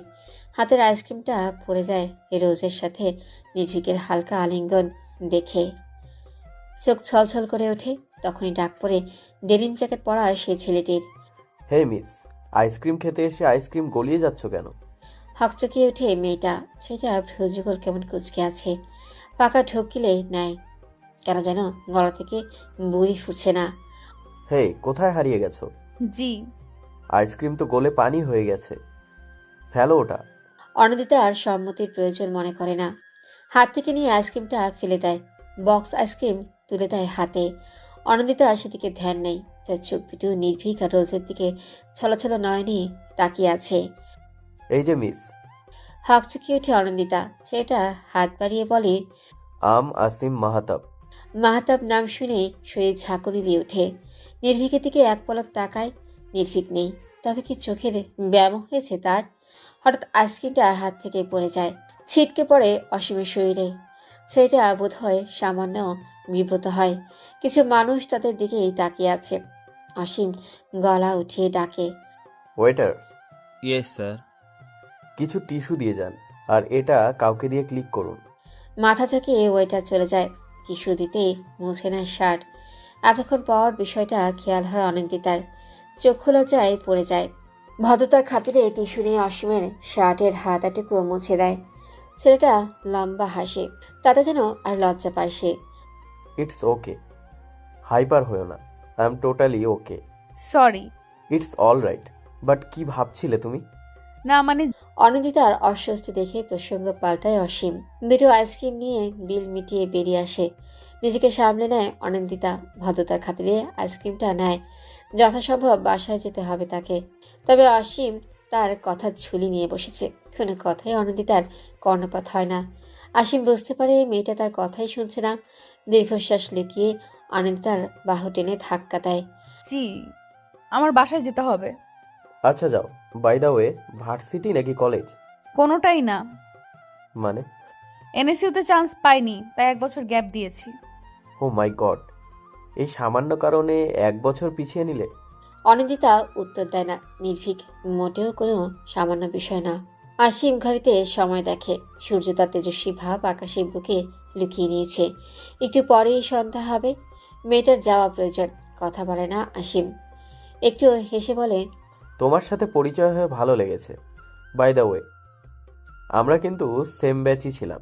অনিন্দিতা একটু হাসে। আসিম পকেটে হাত গুজে দিয়ে বলে, যাও। অনিন্দিতা যেন চাঁদ হাতে পেয়েছে। লম্বা লম্বা পা ফেলে এগিয়ে যায় সামনের দিকে। আসিমও মৃদু হেসে পা বাড়ায়। চশমাটা খুঁজে চলেছে নির্ভীক। চশমা পরাটা সবার কাছে ফ্যাশন হলেও তার কাছে মানবিকতা। একজন লেকচারার হিসেবে চশমা পরা যেন বিজ্ঞ করে তোলে। তার এই ভাবনার কোনো সঠিক অভিধান আছে নাকি জানা নেই। চশমা খুঁজে না পেয়ে রুম থেকে বেরিয়ে আসে। আজমাল করিডোর দিয়ে ছাদের দিকে চলছিলেন। ছেলেকে দেখতে পেয়ে হাত ছেড়ে ডাকে, নির্ভীক, জি আব্বু। আজ এত সকাল সকাল কোথায় যাচ্ছ তুমি? ভার্সিটিতে। সকাল 7টা বাজে এখন। 2 দিন পর ফার্স্ট ইয়ারের অ্যাডমিশন টেস্ট আছে, তাই সবাইকে একটু আর্লি যেতে হচ্ছে। ও আচ্ছা, উনিও তো এবার অ্যাডমিশন টেস্ট দিবে। নির্ভীক উত্তর দেয় না। অনিন্দিতার বিষয়ে যেন তার কোনো আগ্রহই নেই। আজমল একটু থামে। নির্ভীক উল্টো পথে হাঁটা লাগায়। আজমাল পিছু ডাকে, যাতে নির্ভীক বিরক্ত হয়। পিছু ডাক তার পছন্দ নয়। তবুও ফিরে আসে বিনয়ের সাথে বলে, কিছু বলবে আব্বু? ভাবছিলাম অনির অ্যাডমিশন টেস্টটা দিতে তুমিও সাথে গেলে মন্দ হয় না। আব্বু আমি সমস্যা কোথায়? তোমারই তো ভার্সিটি। জানোই তো, অ্যাডমিশন টেস্টে ভার্সিটির ভেতরে ফর্মালিটি নট অ্যালাউ। এতে আমি কি করে সাহায্য করব আব্বু? পরীক্ষা তো আমি দিব না, নিজে নিজেই দিতে হবে। সেটা বলছি না, এত মানুষের মাঝে মেয়েটা অস্বস্তি বোধ করবে। তুমি ওকে সিট খুঁজে দিতে সাহায্য করবে, আর এক্সাম শুরু হওয়া অবধি সাহস দিবি। আব্বু সমস্যা কোথায় এতে? সাহস দিয়ে সাহায্য করতে বলেছি, অর্থনৈতিক কোনো কাজ নয় এটা। নির্ভীক কথা বাড়ায় না। বিরক্তি ঠেলে সম্মতি জানায়। নিচে আসতে চারুলতা খাবার হাতে ছুটে আসেন। নির্ভীক প্রথমে নাকচ করে দেয়। যেইভাবে নাস্তার টেবিলে বসবে অমনি চোখ যায় ডাইনিংয়ে থাকা অনিন্দিতার দিকে। এবার সে পণ করে পৃথিবী উল্টে গেলেও সে নাস্তা খাবে না। অনিন্দিতা তার দিকেই তাকিয়ে আছে। এদিকে চারুলতা নাছোড়বান্দা। অনিন্দিতা বুঝতে পারে নির্ভীক তার জন্যই এমন করছে। আলগোছে চলে যায় সে। যাওয়ার পূর্বে এক পলক তাকায়। চারুলতা ছুটে আসে অনিন্দিতার দিকে। অনিন্দিতা মাথা ব্যথার অজুহাত দেয়। নিহাল ভ্রু কুঁচকে বলে ওঠে, এখনই তো হেসে খেলে কথা বলছিলে অনি, মাথা ব্যথা কখন হলো? মাথা ব্যথা কি সময় নিয়ে আসে নিহাল ভাই? সেটাও ঠিক। আচ্ছা যাও তাহলে, রেস্ট নাও। চারুলতা অনিন্দিতার মাথায় হাত বুলিয়ে দেয়। অনিন্দিতা একটু হাসে। চারুলতাকে জড়িয়ে ধরে দ্রুত স্থান ত্যাগ করে। নিহাল দীর্ঘশ্বাস ফেলে নির্ভীকের উদ্দেশ্যে বলে, কোথাও যাচ্ছিস নির্ভীক? ভার্সিটিতে কাজ পড়েছে। তুই এত সকালে নাস্তা করছিস যে? অফিসের কাজে সিলেট যেতে হচ্ছে। নির্ভীক ভ্রু কুঁচকে তাকায়। ভেবেছিল পারমিশন গ্র্যান্টেড করে নিহালের সাথে অনিন্দিতাকে ধরিয়ে দিবে, কিন্তু এখন তো সেটাও সম্ভব নয়। তবুও বলে, খুব বেশি দরকারি? হ্যাঁ। ভার্সিটি থেকে তোকে এক্সাম গার্ড হিসেবে লেটার দিয়েছিল যে? নিহাল পরপর দীর্ঘশ্বাস ফেলে। পরোটা ছিঁড়ে মুখে পুরে নেয়। ক্যান্সেল করে দিয়েছি, অফিসের কাজে ব্যাঘাত ঘটেছে। জানিসই তো, নতুন বিজনেস শুরু করেছি। নির্ভীক কিছু বলে না। নিহালের নতুন বিজনেস শুরু করাতে কেউই খুশি নয়। আজমল তো বেশ চটে গেছে ছেলের উপর। বয়স হয়েছে, একা হাতেই বিজনেস সামলান কি করে? 2 ছেলের এক ছেলেও তার বিজনেসের প্রতি আগ্রহী নয়। অতি মনোযোগী হওয়া মোটেও ভালো নয়। চারপাশে কি ঘটে যায় তার কোনো খেয়ালই থাকে না। যেমনটা একটু আগেই ঘটে গেল। তুমুল ঝনঝন শব্দ তুলে কাচের গ্লাসগুলো ভেঙে গেল, যার সম্পূর্ণ দায় ভার এসেছে হীরের উপর। বেচারি ফোনে মনোযোগী ছিল। চেয়ার টেনে বসতে গিয়ে টেবিলে থাকা গ্লাসের সেটটা ভেঙে ফেলেছে। শাহানা প্রচণ্ড রেগে গেলেন। হাতের কাছে কিছু পেলে আজকে আর রক্ষে থাকতো না। হীর পালিয়ে আসলো অনিন্দিতার কাছে। ভেবেছিল গ্লাস ভাঙার অপরাধে অনিন্দিতা তাকে দুটো কথা শোনাবে, অথচ তার কিছুই ঘটল না। ভেঙে যাওয়া গ্লাসের শব্দ মেয়েটার কানে পৌঁছায়নি। সে ক্যালকুলেটর নিয়ে হিসেব নিকেশ করছে। হীর লম্বা করে বেডে শুয়ে পড়ল।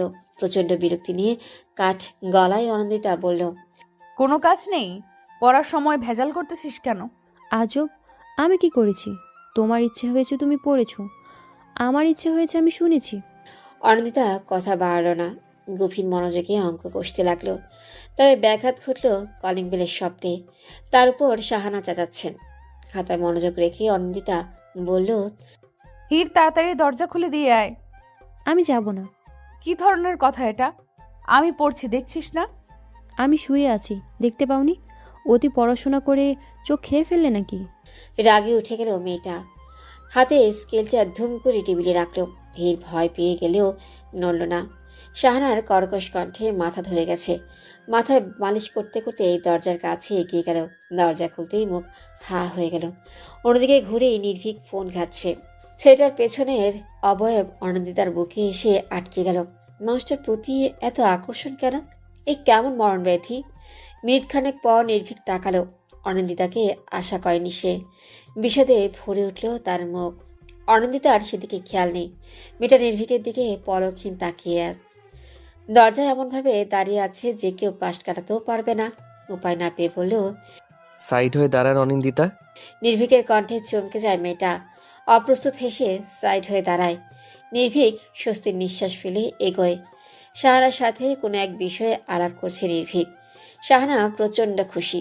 আরশাদ বাসায় নেই। বাসা থেকে কয়েক কিলোমিটারের পথ এনএসইউ। জ্যামের কারণে ঘন্টাখানেক সময় লাগে। কিছুদিন যাবৎ ঠান্ডা লেগে যা তা কাণ্ড। নিঃশ্বাস নিতেও অসুবিধা হয়। চারুলতা তাকে বলেছিল বিষয়টা, তবু নির্ভীককে পাঠিয়েছে আবার। একগাল হাসলেন শাহানা। নির্ভীকের মাথায় হাত বুলিয়ে বললেন, বাঁচালে আমায়। জানোই তো আমার শ্বাসকষ্ট রয়েছে, তার উপর কয়েকদিন ধরে কড়া ঠান্ডা লেগেছে। সমস্যা নেই আন্টি, আমি অনিন্দিতাকে নিয়ে যাব। আপনি সাথে থাকলে ভালো হতো, তবে সমস্যা নেই।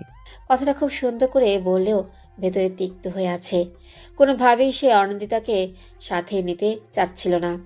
তাই ভেবেছিল শাহানাকে কোনো কিছু বুঝিয়ে ম্যানেজ করবে। তবে পুরোটা ঘেটে খ হয়ে গেল। এখন তো শাহানাও যেতে যাচ্ছে না। কথায় আছে, হাতি বিপদে পড়লে পিঁপড়েতেও লাথি মারে। নির্ভীকের অবস্থা তদ্রুপ। প্রচণ্ড তিক্ত মেজাজে বেরিয়ে আসলো। সমস্ত কথায় আড়াল থেকে শুনেছে অনন্দিতা। মন যেন অতলে হারিয়েছে, সুখ যেন হাতের কাছে। কতটা সময় নির্ভীককে দেখতে পাবে ও? ইস, জ্যামটা যেন খুব বেশি হয়। সময় যত দীর্ঘ হবে নির্ভীককে ও তত বেশি সময় দেখা যাবে। দ্রুত রেডি হয়ে নেয় অনন্দিতা। নির্ভীক সময়ের অপচয় একদমই পছন্দ করে না। পরীক্ষার প্রিপারেশন বেশ ভালো। ভালোই চান্সটা পেয়ে গেলেই হয়। দোয়া পড়ে বেরিয়ে যায় মেয়েটা। নির্ভীকদের বাসার কলিং বেল চাপার আগেই দরজা খুলে যায়। শুভ্র সাদা শার্টে নির্ভীককে আইসক্রিমের মতোই লাগছে। ছেলেটার গালের খোঁচা খোঁচা দাড়িতে হাত বোলাতে ইচ্ছে হলো। অনন্দিতা তার ইচ্ছে দমাতে পারল না। ফট করে নির্ভীকের গাল ছুঁয়ে দিল। প্রচণ্ড পরিমাণে ঝটকা খেল নির্ভীক। পরীক্ষার দিন হওয়াতে তেমন কিছুই বলল না। অনন্দিতা বেশ অবাক হলো। নির্ভীক তাকে ফেলে হাঁটতে লাগলো। অনন্দিতা ভাবলো ছেলেটা তার প্রতি একটু মায়ায় পড়েছে। একটা কথা বলবো? আপনার সাহস আলোর থেকেও অধিক হারে বেড়ে গেছে অনিন্দিতা। নিজেকে সংযত করবেন। ভার্সিটিতে কোনো ভেজাল চাই না আমি। নির্ভীক ভাইয়া, পড়াশোনা নিয়ে কিছু বলার থাকলে বলুন। অযথা কথা বলা আমার পছন্দ নয়। অনন্দিতা দমে গেল, যেন কেউ বুকে তীর ছুড়ে দিয়েছে। প্রতিনিয়ত সে স্থান থেকে রক্তক্ষরণ ঘটে। আর সন্তর্পণে পাষাণের মতো নির্ভীক তা উপেক্ষা করে। নেত্রপল্লবে পানি জমেছে। বা হাতে তা মুছে নিল। গাড়িতে উঠে বসেছে নির্ভীক। অনন্দিতা সেদিকে খেয়াল করেনি। বারবার হর্ন বাজাতে বাজাতে বিরক্ত হলো। পরিশেষে ধমকের সুরে বলল, অনিন্দিতা। নির্ভীকের কঠিন কণ্ঠে ভরকে গেল মেয়েটা। সহসা নির্ভীক এমন ধমক দেয় না। কঠিন কথা বললেও কণ্ঠ শান্ত রাখে। অকস্মাৎ নির্ভীক বেরিয়ে আসে। অনন্দিতা মুখোমুখি হয়ে দাঁড়ায়। দু চারটে কড়া কথা শোনাবে তখনই ফোনটা বেজে ওঠে। প্রচণ্ড রকমের বিরক্ত হয়, তবে স্ক্রিনে থাকা নামটা দেখে হেসে ফেলে। অকস্মাৎ এমন পরিবর্তনে হতবাক হয়ে যায় অনন্দিতা। কথা শোনার চেষ্টা চালালে ও শুনতেও পায় না। তবে ফোনের অপর পাশের ব্যক্তিটি যে নির্ভীকের খুব প্রিয় তার মুখের ভঙ্গিমা দেখেই বোঝা যাচ্ছে। অনিন্দিতা আশাহত হলো। হঠাৎ করে মাথায় চওড়া হয়ে উঠল সেই মেয়েটার কথা, যাকে আলিঙ্গন করেছিল নির্ভীক। ফোনে কথা বলা শেষ হলে নির্ভীক এগিয়ে আসে, শান্ত স্বরে বলে, চলুন। অনিন্দিতা উত্তর দেয় না, ডোর খুলে গাড়িতে উঠে বসে। এনএসইউর ভার্সিটির পরীক্ষা হলের কাছে এসে গাড়ি পার্ক করে। উপদেশ দেওয়ার বিন্দুমাত্র ইচ্ছে নেই, তবুও দিতে হবে। আজমাল বারবার করে বলে দিয়েছে সাহস দিতে। নির্ভীক সেদিকে পাত্তাই দিল না, শুধু বলল, যে কোনো সমস্যা হলে গার্ডকে প্রশ্ন করবেন। যেহেতু আপনি শপথ নিয়েই ফেলেছেন, তাই ভালো করে পরীক্ষা দিন। আশা করি এবার চান্স না পেলে পাগলামি করবেন না। অনিন্দিতা ফিচের হাসে। নির্ভীকের কথার পৃষ্ঠে বলে, কিছু সময় পাগলামি করতেই হয়, যাকে ছেঁচড়ামিও বলা চলে। ঘন্টা বেজে ওঠে। ছুটে যায় অনিন্দিতা। নির্ভীক তাজ্জব বনে গেছে। সে বুঝতে পারে না এইটুকু মেয়ের এত তেজ কি করে। দীর্ঘশ্বাসে ভরে ওঠে চারপাশ। শান্তির জন্য হলেও রোজকে কল করা দরকার। পরীক্ষাটা খুব ভালো হয়েছে অনিন্দিতার। ফুল মার্ক না পেলেও 90% নাম্বার থাকবেই। 80% মার্ক হলেই চান্স পাওয়া যাবে। কোনো আড়ষ্টতা ছাড়াই পরীক্ষা দিয়েছে সে। যদিও দুটো মেয়ে তাকে গ্যাপ দেওয়া নিয়ে উত্ত্যক্ত করেছে, সেদিকে পাত্তা দেয়নি। নির্ভীক তার কাছে সব থেকে বড় ট্রফি, যা পাওয়ার জন্য 1 বছর গ্যাপ নিতান্তই তুচ্ছ। ভার্সিটির সুন্দরী ম্যাডাম মেহেরিমার সাথে কথা বলছে নির্ভীক। দুজনের বয়সের পার্থক্য তেমন নেই। মেহেরিমা এনএসইউতেই পড়াশোনা করেছে, ভাগ্যক্রমে লেকচারারও হয়ে গেছে। সব থেকে মজার বিষয়, ভার্সিটির বাচ্চা ছেলেরাও ওকে প্রেমপত্র পাঠায়। কেউ বা শখের বসে, কেউ বা সিরিয়াস মোডে। প্রতিটা প্রেমপত্রই তীক্ষ্ণ বুদ্ধি দিয়ে প্রত্যাখ্যান করে সে। নির্ভীক, তুমি কিন্তু ভারী মজার মানুষ। তেমন কিছু না, তবে হাসতে ভালোবাসি। জীবন তো হেসে খেলেই যায়, তাই না? হ্যাঁ, সেটাই। আমাকে দেখো, বয়স 25 পেরোলো, বিয়ে ইচ্ছা হয়নি, হাসি মজাতেই বেশ ভালো আছি। নির্ভীক হাসে। মেহেরিমা কলিগ হিসেবে খুবই ভালো। বয়সের পার্থক্য খুব অল্প হওয়াতে তুমি করেই সম্বোধন করে। যদিও ভার্সিটির অনেকের কাছে সেটা দৃষ্টিকটু মনে হতে পারে, তাতে কোনো সমস্যা নেই ওদের। মেহেরিমার সাথে আজকে পরীক্ষা নিয়ে কিছু কথা বলে নিল। পরীক্ষা প্রচণ্ড হার্ড হয়েছে এবার। নির্ভীক সামান্য খুশি হলো, পরক্ষণে ফুটো বেলুনের মতো চুপসে গেল। অনিন্দিতা এবারও কি পাগলামি করবে? বিষয়টা খুব লজ্জাজনক।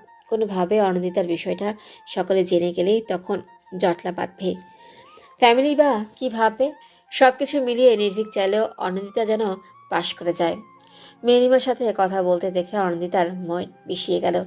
খুব সুন্দরী মেহেরিমা।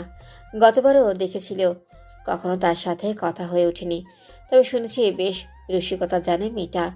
অনিন্দিতা রসিকতার দোহাই দিয়ে নিজেকে তাতস্থ করল। এক চিলতে হেসে নির্ভীকের দিকে আগালো। মাত্রই মেহেরিমাকে বিদায় জানিয়েছে, ঠিক তখনই অনিন্দিতার আগমন যেন চোখের বিষ হয়ে উঠল। অধরের হাসিটা মিলিয়ে গেল মুহূর্তেই। মুখে কাঠিন্যের ভাব। প্রচণ্ড মনে কষ্ট নিয়েও অনিন্দিতা হাসল। নির্ভীক নিজেকে শান্ত করে বলল, পার্কিংয়ে যান, আমি আসছি। ঘরমাক্ত মুখে এদিক ওদিক চোখ বোলাচ্ছে আসিম। একটু যেন মিস করেছে সে, তবে দমে থাকার পাত্র সে যে নয়। প্রায় 10 মিনিট খুঁজে পার্কিংয়ের দিকে চলে আসলো। গলায় কাঠ ঝুলে হাতে হার্ডবোর্ড নিয়ে দাঁড়িয়ে আছে অনিন্দিতা। প্রায় মিনিট 10 হয়ে গেল, অথচ নির্ভীকের আসার নামই নেই। নির্ভীক কি কোনো কাজে আটকে গেল, নাকি ইচ্ছে করেই এমন করলো? নিজের কথার মর্ম করল না সে, নির্ভীককেই গুরুত্ব দিল। হাসি খুশি মনে নির্ভীকের অপেক্ষায় থাকা মেয়েটাকে হঠাৎ ভো বলে চমকে দিল কেউ। ছিটকে দুহাত পেছালো, পেটে হাত দিয়ে হাসছে আসিম। অকস্মাৎ ঘটনায় অবাক হলো। আসিমকে চেনা চেনা ঠেকছে, মনে করার চেষ্টা চালালো। মনে পড়তেই ভ্রু বেঁকে গেল। হাসতে হাসতে আসিম তার কাছে চলে এসেছে। সামান্য দূরত্বে চলে গেল অনিন্দিতা। আসিম বলল, তোমাকেই খুঁজছিলাম। কতটা দৌড় করালে জানো? আমি? হ্যাঁ, তুমি। আসিমের কথাগুলো প্রচণ্ড রকমের হেয়ালি লাগছে। বিরক্তি প্রকাশ করতেই বিবেকে বাজছে। কথা পাল্টে নিলেও আসিম থামল না। অনিন্দিতার থেকে সামান্য দূরত্ব রেখে বলল, হল থেকে বের হতে দেখলাম তোমায়, কিন্তু বন্ধুর ডাকে সাড়া দিতে গিয়ে দিগ্ভ্রান্ত হলো। তুমি এখানে? প্রচণ্ড অবাকের সহিত কথাটা বলল অনিন্দিতা। আসিম ফিচেল হেসে বলল, তোমাকে সারপ্রাইজ দেওয়ার জন্য। হোয়াট? বিশ্বাস হচ্ছে না? অনিন্দিতা ভ্রু কুঁচকাল। অসীম আরেক দফা পেট চেপে হাসলো। এক হাতে মাথার চুলগুলো ঠিক করে নিল, শার্টের হাতা ফোল্ড করে বলল, আমি এনএসইউতেই পড়ি। তোমার বোকামির জন্য তুমি আমার জুনিয়র হয়ে গেলে। কথাটা পছন্দ হলো না অনিন্দিতার। সে কোনো বোকামি করেনি। নির্ভীক তার কাছে স্বপ্নের মতো, যে স্বপ্ন পূরণে হাজারো বিসর্জন দিতে রাজি। আসিম যেন কিছু বুঝতেই পারল। অনিন্দিতার বাহুতে ধাক্কা মেরে বলল, রাগ করলে তুমি? না। সরি, আমার এইভাবে বলা উচিত হয়নি। আসলে আমি এনএসইউতে পড়তে চাইনি। আমার আপু আমাকে জোর করে অ্যাডমিশন করিয়েছিল। আর দেখো, এনএসইউ তোমার স্বপ্ন। এটা আমার স্বপ্ন নয়, এটা আমার জীবনের অংশ। ওয়াও, দারুণ বললে তো। বাই দ্য ওয়ে, তুমি কি ছোট থেকেই এনএসইউতে পড়তে আগ্রহী ছিলে? অনিন্দিতা হাসলো, পেছন ঘুরে নিল, লম্বা করে শ্বাস নিয়ে বলল, হুম, 1 বছর আগে আমার স্বপ্ন, আমার অংশ এই ভার্সিটিতে জড়িয়ে পড়েছে। আসিম বুঝতে পারল না প্রচণ্ড পেঁচানো কথা বলে মেয়েটা নিজেকে সংযত করল, অধিক প্রশ্নে বিরক্ত না হয়ে যায়। হাত দিয়ে কপালে স্লাইড করে বলল, এবার এক্সাম কেমন হলো? ভালো। বাই দ্য ওয়ে, আমরা কি বন্ধু হতে পারি? কথাটা একদম বাচ্চাদের মতোই বলল, যেন কোনো বাচ্চা ছেলে চকলেটের জন্য অনুরোধ করছে। অনিন্দিতা প্রশস্ত হাসল। আসিম কিছু বলবে তার আগে একটা ঝাঁঝালো কণ্ঠ ভেসে আসলো। আসিম। ঘুরে তাকালো আসিম, নির্ভীককে দেখে মৃদু হাসল। জি স্যার। আজ তো ভার্সিটি অফ ছিল, হঠাৎ কী কারণে আসলে? এমনি এক্সাম দেখতে এসেছিলাম। গত বছরের তুলনায় এবার অনেক হার্ড হয়েছে। হ্যাঁ, আচ্ছা তোমার কি মনে হয় এবার এক্সাম দিলে তুমি টিকবে? আসিম হাসলেও জোরালো কনফিডেন্স নিয়ে বলল, অবশ্যই। মনে আছে গতবার না পড়েই এক্সাম দিয়েছিলাম, তবুও টপ লিস্টে ছিল আমার মার্ক। কনফিডেন্স ভালো, তবে ওভার কনফিডেন্স ভালো নয়, না হলে জীবনে পিছিয়ে যেতে হয়। কথাটা আনন্দিতার গায়ে এসে লাগলো, কারণ নির্ভীকের কথাটা বুঝতে পেরেছে সে। কথাটা তাকে অ্যাটাক করে বলা, তবুও মন খারাপ করলো না, কারণ ড্যাম শিওর এবার চান্স হবেই। নির্ভীকের সাথে আরও কিছুক্ষণ কথা চলল আসিমের। এক মুহূর্তের জন্য আনন্দিতা ভেবেছিল নির্ভীক প্রশ্ন করবে আসিমের সাথে তার পরিচয় কি করে, তবে তার কিছুই হলো না। হাসিমের সাথে হেসে কথা বললেও অনন্দিতার প্রতি আগ্রহ নেই তার। চোখ দুটো ছলছল করছে। অনন্দিতার মনে হলো মরণ বুঝি খুবই সোজা। কারো অবহেলা হৃদয়কে এতটা ব্যথিত করে জানাই ছিল না। পরীক্ষা দিয়ে নিজের জন্য যতটা না টেনশন হয়েছে তার থেকে 1000 গুণ টেনশন হচ্ছে অনন্দিতার রেজাল্ট নিয়ে। যদিও নির্ভীক নিজে দুটো এক্সাম পেপার দেখেছে, তবুও নির্ভীকে টেনশন হচ্ছে। অনন্দিতার পাগলামিতে বিরক্ত সে। আর কত সহ্য করবে? এমন পাগলামি কারোই কাম্য নয়। একটাই ভয় শেষমেশ ভয়ঙ্কর কিছু না হয়ে যায়। অন্যদিকে 4 হাত পা তুলে দিয়ে আরাম করছে অনন্দিতা।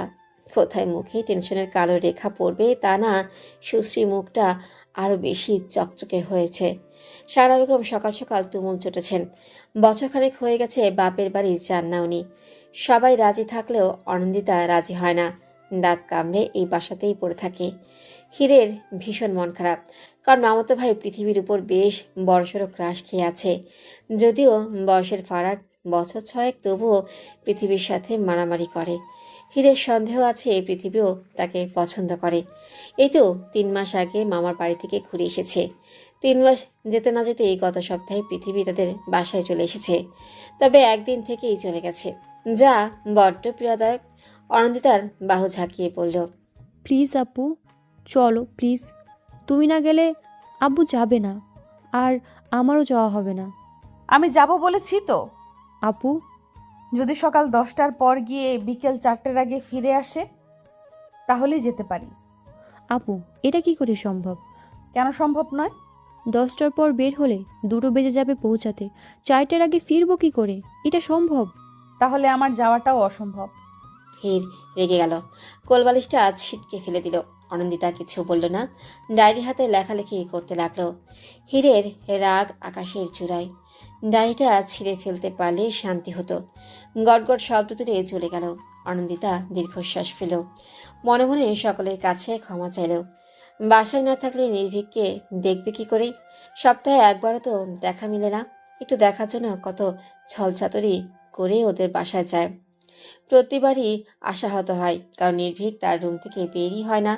চারুলতার থেকে জানতে পেরেছে নির্ভীক নিজেকে আড়াল করতেই পছন্দ করে, তাই অতটা মন খারাপ হয়নি। এটা হয়তো নির্ভীকের সহজাত অভ্যাস। অনন্তিতার ভাবনার মাঝেই ঝাঁঝালো কণ্ঠে শাহানার ডাক। দাড়িটা খুলে নিয়ে নাক ডুবায় মেয়েটা। নির্ভীকের রক্তের ঘ্রাণ যেন প্রাণকে সতেজ করে দিল। বিচিত্র অনুভূতি হয়, এই রক্তই তো তার প্রাণ, নির্ভীকের অংশ। যেখানে নির্ভীকের পায়ের ধুলোকণা ঠোঁটে শুষে নেয়, সেখানে রক্ত তো হৃদয়ে চেপে নিবে। দরজায় বাড়ি পড়তে হকচকিয়ে উঠে অনন্দিতা, দ্রুত কাবারে দাড়িটা রেখে দেয়। শাহানা প্রচণ্ড ঝাঁজে বললেন, তুই কি চাস আমি আমার বাপের বাড়ি না যাই? তা কেন হবে? তাহলে যেতে চাচ্ছিস না কেন? আমার এই বাসা ছাড়া কোথাও থাকতে ইচ্ছে করে না। তোমরা যাও না, বাধা দিয়েছে কে? তিক্ত হয়ে ওঠেন শাহানা, হাতের কাছে থাকা ঘড়িটা ছুঁড়ে ফেলে দেন। অনন্দিতা অবাক চোখে তাকিয়ে বলেও, এটা আমার প্রিয় ঘড়ি আম্মু। চুপ, একটা কথাও বলবি না। আমার ইচ্ছের কোনো মূল্য আছে তোর কাছে? আম্মু, তুমি এমন কেন ভাবছো? আমি বাসায় থাকি, তোমরা যাও না। শাহানার কানে সে কথা গেল না। ঝমঝমেত কাঁদলেন উনি। হিত ছুটে আসলো, মাকে জড়িয়ে ধরে অনন্দিতার দিকে লাল চোখে তাকালো। মেয়েটা কি কেঁদেছে? অনন্দিতা ফোঁস করে দম ফেল। একটা মানুষের জন্য স্বার্থপর হয়েছে আজ। একটু দেখার জন্য প্রাণটা মরিয়া হয়ে ওঠে। আরশাদও কয়েকবার ফোন করে বলেছে, কিন্তু অনন্দিতা সে কথাই শোনেনি। বিকেলের দিকে চারুলতা আসেন, বাসায় ছিলেন না উনি। কাজের মেয়েটা জানালেও অনন্দিতার জন্য শাহানা কেঁদে ভাসিয়েছেন। এক প্রকার ভয় পেয়ে গিয়েছিলেন অনন্দিতার কোনো ক্ষতি হলো নাকি, সে আশঙ্কায় ছুটে এসেছেন। শাহানা, কি হয়েছে বলো তো? কেঁদে নাকি চোখ লাল করে ফেলেছ? আপা, কি বলবো বলো তো, মেয়েটা হয়েছে এক পাষাণ। কি সব বলছো এসব? অনেক কি করেছে এমন? জানোই তো, 1 বছরের বেশি সময় বাপের বাড়ি যায় না। মা অসুস্থ, বলা যায় না কি হয়, অথচ মেয়েটা যাবে না বলে দিয়েছে।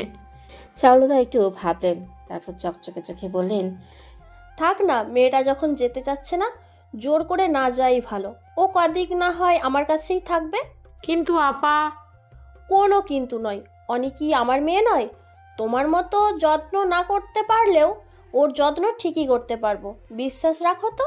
শাহানা বিগলিত হাসলেন। তার পরপরই চারুলতার সাথে খোশগল্পে মেতে উঠলেন।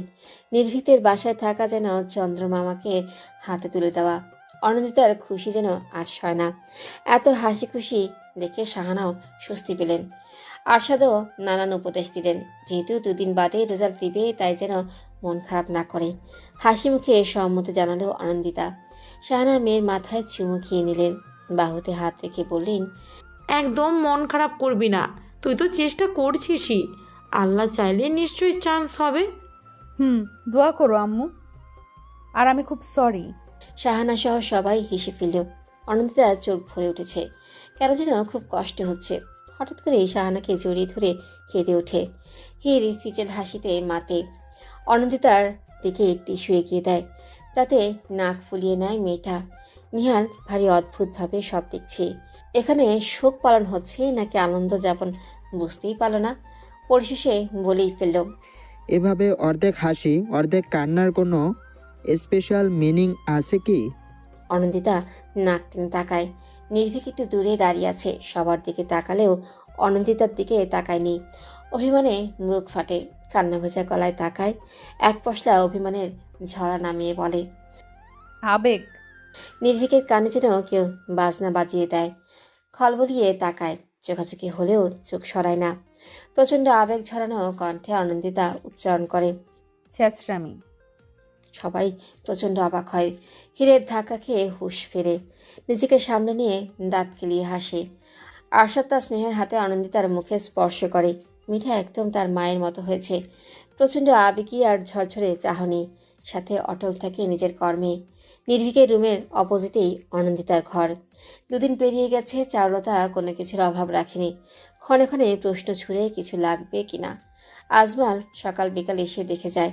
নিহাল তো প্রচণ্ড রসিকতায় রাখে, শুধু নির্ভীকই তার সাথে কথা বলে না। লাঞ্চ বাইরে থেকেই করে আসে।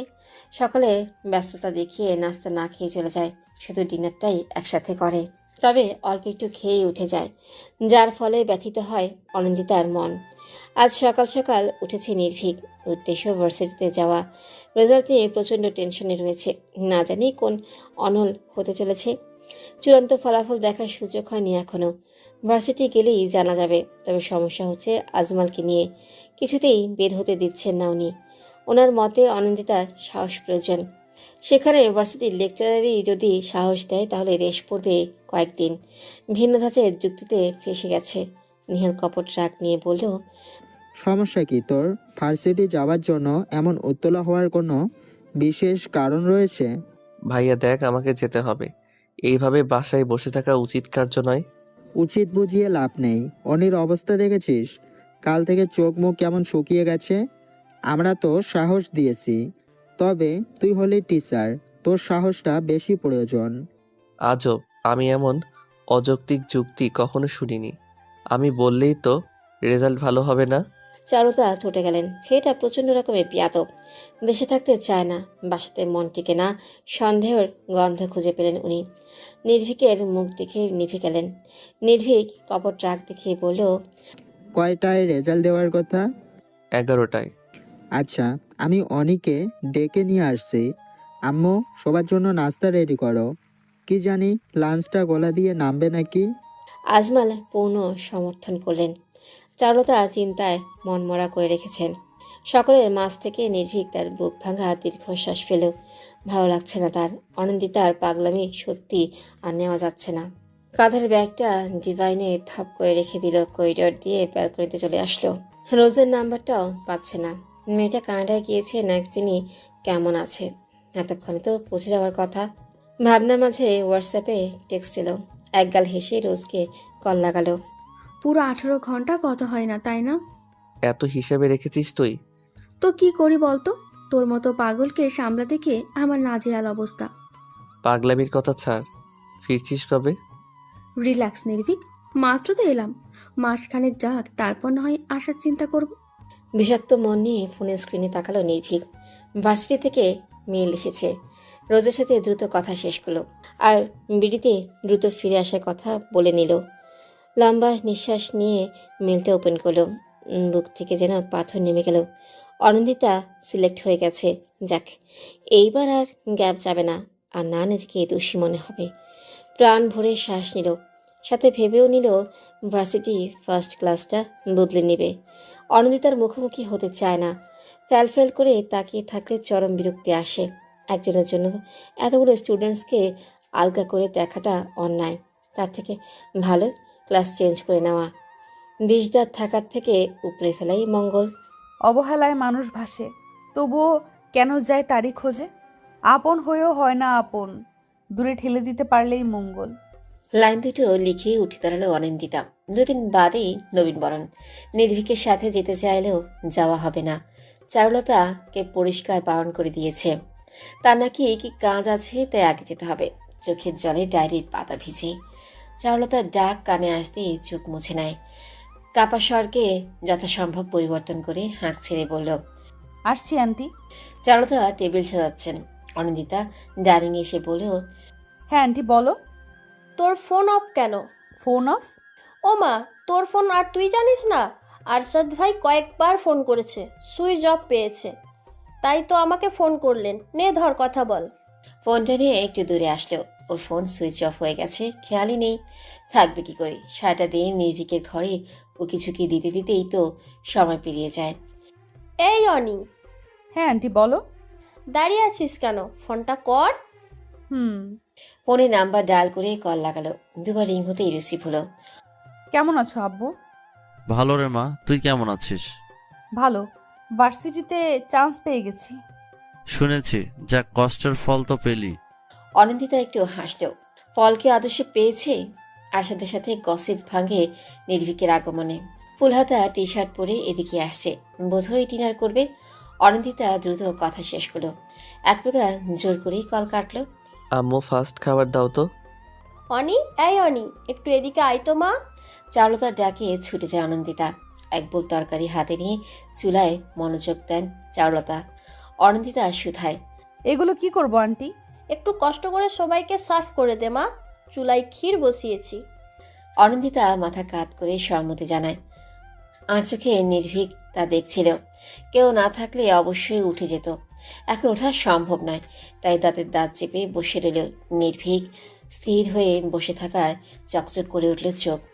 আনন্দে চোখ দুটো ছলছল করছে। একটা ছোট বাটিতে তরকারি বেড়ে নিয়ে নির্ভীকের প্লেটের কাছে রাখে। কিছু না বলেই খাওয়ায় মনোযোগী হয় নির্ভীক, আর প্রাণ ভরে দেখে মেয়েটা। এটা যে তার স্বপ্ন, নির্ভীককে নিজ হাতে পরিবেশন করে খাওয়াবে। এই যে ছোট ছোট ভালোবাসার শব্দ নির্ভীকের জন্য জমিয়ে রাখা। নির্ভীক কি কখনো বুঝবে না এই ভালোবাসা, নাকি কালের আবর্তনে হারিয়ে যাবে বহু থেকে বহু দূরে? অনি, তুমিও বসে পড়ো। আন্টি আসলে না হয়। কোনো কথা নয়, এখনই বসো। নেহালের কথাতে অস্বস্তি নিয়ে বসে পড়ে। পাশের চেয়ারে বসাতেই যেন নির্ভীকের আত্মা কেঁপে উঠল, দ্রুত গিলতে লাগলো। বিষয়টা খেয়াল করেও অনিন্দিতা এক বুক কষ্ট নিয়ে বলল, আমি একটু রুম থেকে আসছি। ভ্যাবসা গরমে ফ্যান অফ করে রেখেছে অনিন্দিতা। রুমের টেম্পারেচার কন্ট্রোলের ব্যবস্থা থাকলেও তা গ্রহণ করছে না সে, কারণ তার প্রিয় মানুষটি বাসার সামনে ছোট্ট বাগানের রোদ্দুরে দাঁড়িয়ে আছে। কারণ হিসেবে নিজেকেই দায়ী মনে হচ্ছে। হয়তো ভেবেছে ড্রয়িং রুমেই বসে আছে অনিন্দিতা, আর অনিন্দিতার মুখোমুখি হতে চায় না নির্ভীক। সাধারণ মানুষ বলেও কি গণ্য করে না তাকে? যন্ত্রণায় বুক ফাটা আর্তনাদ আসতে চায়। লুটিয়ে পড়ে মেঝেতে, সাপের মতো পাক খেতে থাকে। কোথাও যাওয়া প্রয়োজন, যেখানে চিৎকার করে বলা যাবে। ঘড়ি কাঁটা ঢং ঢং করে বেজে উঠল। কাছের মসজিদ থেকে সুমধুর আজান ভেসে আসছে। নিজেকে ঠিকঠাক করে মাথায় ঘোমটা টেনে উড়ু হয়ে বসে সে। ততক্ষণে চারুলতার ডাক পড়ে গেছে। অন্যমনস্ক হওয়ায় সে ডাক তার কর্ণপাত হয়নি। চারুলতা জবাব না পেয়ে ছুটে এসেছেন অনিন্দিতার ঘরে। পিঠে হাত বুলিয়ে পাশে বসতেন। অনিন্দিতা পেছনে ঘুরে তাকাতেই বললেন, কি রে মা, কি এত ভাবিস? চান্স তো পেয়েই গেছিস, তাহলে চিন্তা কিসের? আমার কিছু ভালো লাগে না আন্টি, দূরে কোথাও চলে যেতে ইচ্ছে করে। সব কেমন ধোঁয়াশা। রুদ্ধদ্বার খুলে কোথায় যাওয়া যায় বলো তো? দূর বোকা, কি সব বলে যাচ্ছিস? আমি তো জানতাম আমাদের অনেক খুব স্ট্রং, বুদ্ধিমতী, অধিক অ্যাটিটিউড সম্পূর্ণ। অনিন্দিতা উত্তর দেয় না। সন্তর্পণে চারুলতার বুকে মাথা রাখে। কষ্ট হচ্ছে খুব। নির্ভীকের দেওয়া দূরত্ব ভেতরটাকে দুমড়ে মুচড়ে দিচ্ছে। নির্ভীকের ডাক ভেসে আসে। চারুলতা উঠে দাঁড়ান। যাওয়ার আগে বললেন, অনি, গোসল করে নে, একসাথে লাঞ্চ করব। কিন্তু ও মা, এখানে কিন্তু কিসের? নির্ভীকটা বিকেলে বের হবে জানো কোথায়? ওর সাথে ঘুরে আসবি। নিহাল তো সকাল থেকেই লাপাত্তা। অনিন্দিতার চোখ মুখ শক্ত হয়ে যায়। ভেতরের ভালো লাগাটা প্রকাশ করতে পারছে না। হঠাৎই মনে হয় নির্ভীক তাকে নিবে না। নির্ভীকের প্লেটে খাবার বেড়ে দিচ্ছে চারুলতা। তখনই উপস্থিত হয় অনিন্দিতা। ভেজা চুল পিঠময় ছড়িয়ে আছে, মুখে নেই কোনো প্রসাধনী, যে কারো নজর কাটতে সক্ষম। চারুলতা তো বলেই ফেলেন সুন্দরী কন্যা। নির্ভীক কথার পৃষ্ঠে একবার তাকিয়েছিল, পরিশেষে মুখ ঘুরিয়ে নিয়েছে। একটু জন্য হলেও স্বস্তি পেল মেয়েটা, কারণ নির্ভীক আজ উঠে চলে যায়নি, বরং সাধারণভাবেই খেয়েই যাচ্ছে, শুধু ওর দিকে তাকাচ্ছে না। আজমল অফিসে আছেন, লাঞ্চ টাইমে ফোন দেন রোজ। এখনও ফোন দিয়েছেন, তাই দূরে সরে গেলেন চারুলতা। নির্ভীকের দিকে বারবার তাকাচ্ছে, অথচ নির্ভীকের হেরফের নেই, তাই খাওয়ার দিকে দৃষ্টিপাত করল সে। হঠাৎ ভেসে আসলেও চিরচেনা শীতল কণ্ঠস্বর। অনিন্দিতা। এই একটি কণ্ঠ যে কারো মনে বসন্ত জাগিয়ে দিতে পারে তা বোধহয় ভাবেনি ছেলেটা। মুখে খাবার থাকায় তালুতে উঠে যায়। দ্রুত পানি এগিয়ে দেয় নির্ভীক। একটু গাঢ় কণ্ঠে বলে, এত অমনোযোগী কেন? বড়সড় দুর্ঘটনা ঘটাবেন নিশ্চিত? মাথা নিচু করে নেয় অনিন্দিতা। কান দিয়ে যেন আগুন বের হচ্ছে। হঠাৎ কেন লজ্জা লাগছে? অনিন্দিতা শুনুন। প্রচন্ড অবাক হয়ে তুতলে যায় অনিন্দিতা। চোখ দুটো গোল আকার ধারণ করেছে। নির্ভীক একটু হাসে। এই প্রথম অনিন্দিতার মুখোমুখি হাসলেও নির্ভীক। হঠাৎ এমন পরিবর্তন অনিন্দিতার অন্তঃকরণে ব্যথা অনুভব করায়। কাপা ঠোঁটে বলেই, জি। একটা কথা বলি, রাখবেন? বলুন। সতর্ক হয় নির্ভীক। একটু ঝুঁকে ফিস করে বলল, আম্মু আপনাকে নিয়ে ঘুরতে যেতে বলেছে। আমি বারণ করিনি, কারণ এর ফলে আম্মু সন্দেহ করতে পারে। আপনি প্লিজ একটা অজুহাত দেখিয়ে বলবেন যাবেন না। আচ্ছা। অনিন্দিতা খুশি মনে উত্তরটা দেয়, কারণ নির্ভীক এই প্রথম তাকে এইভাবে ডেকেছে। হন্তদন্ত হয়ে আসেন চারুলতা। চোখে মুখে চিন্তার ছাপ। ব্যগ্র হয়ে নির্ভীক বলে, কি হয়েছে আম্মু? চারুলতা আহমেদ। তোর আন্টির শাশুড়ি অসুস্থ, হসপিটালে অ্যাডমিট আছেন, আমাকে এখনই যেতে হবে, ফিরতে রাত হবে। অনিকে ফেলে কোথাও যাস না। আম্মু, তুমি অনিন্দিতাকে সাথে নিয়ে যাও। ওর শরীরটা ভালো নেই। নির্ভীকে বিরক্তি দেখে অনিন্দিতা মুখ খুলে আশ্বস্ত করে বলে, আন্টি আমি যেতে পারবো। প্রয়োজন নেই। হসপিটালে ফিনাইলের গন্ধে তোর সহ্য হয় না, অসুস্থ হয়ে আর এক কাণ্ড রটে যাবে। কাউকে কিছু বলার সুযোগ না দিয়ে চারুলতা বেরিয়ে যায়। পিলারে খুশি মারে নির্ভীক। কেঁপে ওঠে অনিন্দিতা, অস্ফুট স্বরে বলে, নির্ভীক ভাইয়া। আপনার সাহায্যের প্রয়োজন নেই আমার, পাগল হয়ে যাব আমি। কেন আপনি হিটদের সাথে গেলেন না? এইদিকে আমার আম্মু এক আকাশ সমান বিশ্বাস নিয়ে আপনাকে রেখেই চলে গেলেন। Damn it. মাথা নিচু করে নেয় অনিন্দিতা। প্রচণ্ড ভয়ঙ্কর লাগছে নির্ভীককে। এতটা চেঁচায় না নির্ভীক। আজ তার বেশ পরিবর্তন ঘটেছে, তাই কিছু বলতেও পারছে না মেয়েটা। চেয়ারে বসে টেবিলে দুহাত রেখে মাথা ঠেকায় নির্ভীক। তপ্ত শ্বাস ফেলে অনিন্দিতা বলে, আমি আপনাকে বিশ্বাস করি নির্ভীক মাহাতাব। আপনি আমাকে পছন্দ করেন না, ঘৃণা করেন, এটাও মানি। আর আমার সুযোগ নেবেন না এটাও জানি। বিশ্বাস রাখা ভালো না। আপনি ঘরে যান, আম্মু না আসা অব্দি বের হবেন না। অনিন্দিতা ঘরে যায় না। ড্রয়িং রুমের সর্বশেষ ডিবাই নিয়ে বসে থাকে। হাতে তার প্রিয় ডায়েরিটা। নির্ভীকের দিকে তাকিয়ে কতগুলো প্রেমময় সংজ্ঞা লিখে। কি জ্ঞানে চলে গেলে আম্মু? আমার কি কোনো বোন আছে বাসায়? অনিন্দিতা আর আমি পুরো ফ্ল্যাটে একা, যদি বাজে কোনো বিষয় হয়ে যায়? তুই আমার ছেলে নির্ভীক, ভরসা আছে তাই রেখে এসেছি। ভরসা আছে, আমি সেটা পালনও করব। কিন্তু লোকজন কি ভাবতে পারে বলো তো? অবিবাহিত ছেলে মেয়ে একই ফ্ল্যাটে, তার উপর যুবক যুবতী। ভাবতে পারছো আম্মু? যে কোনো কেচ্ছা রটে যেতে পারে। আমার কথা বাদ দাও, অনিন্দিতার পরিস্থিতি তখন কি হবে বলো তো? চারুলতা একটু চিন্তিত হলেন। এদিকে বৃষ্টির কারণে আসতেও পারছে না। মেঘের গর্জন চলছে, তবুও বললেন, আমি এক্ষুনি আসছি, তুই অনিন্দিতার খেয়াল রাখিস। ফোন রেখে মাথার চুল খামচে ধরে। রাগে জল শক্ত হয়ে গেছে।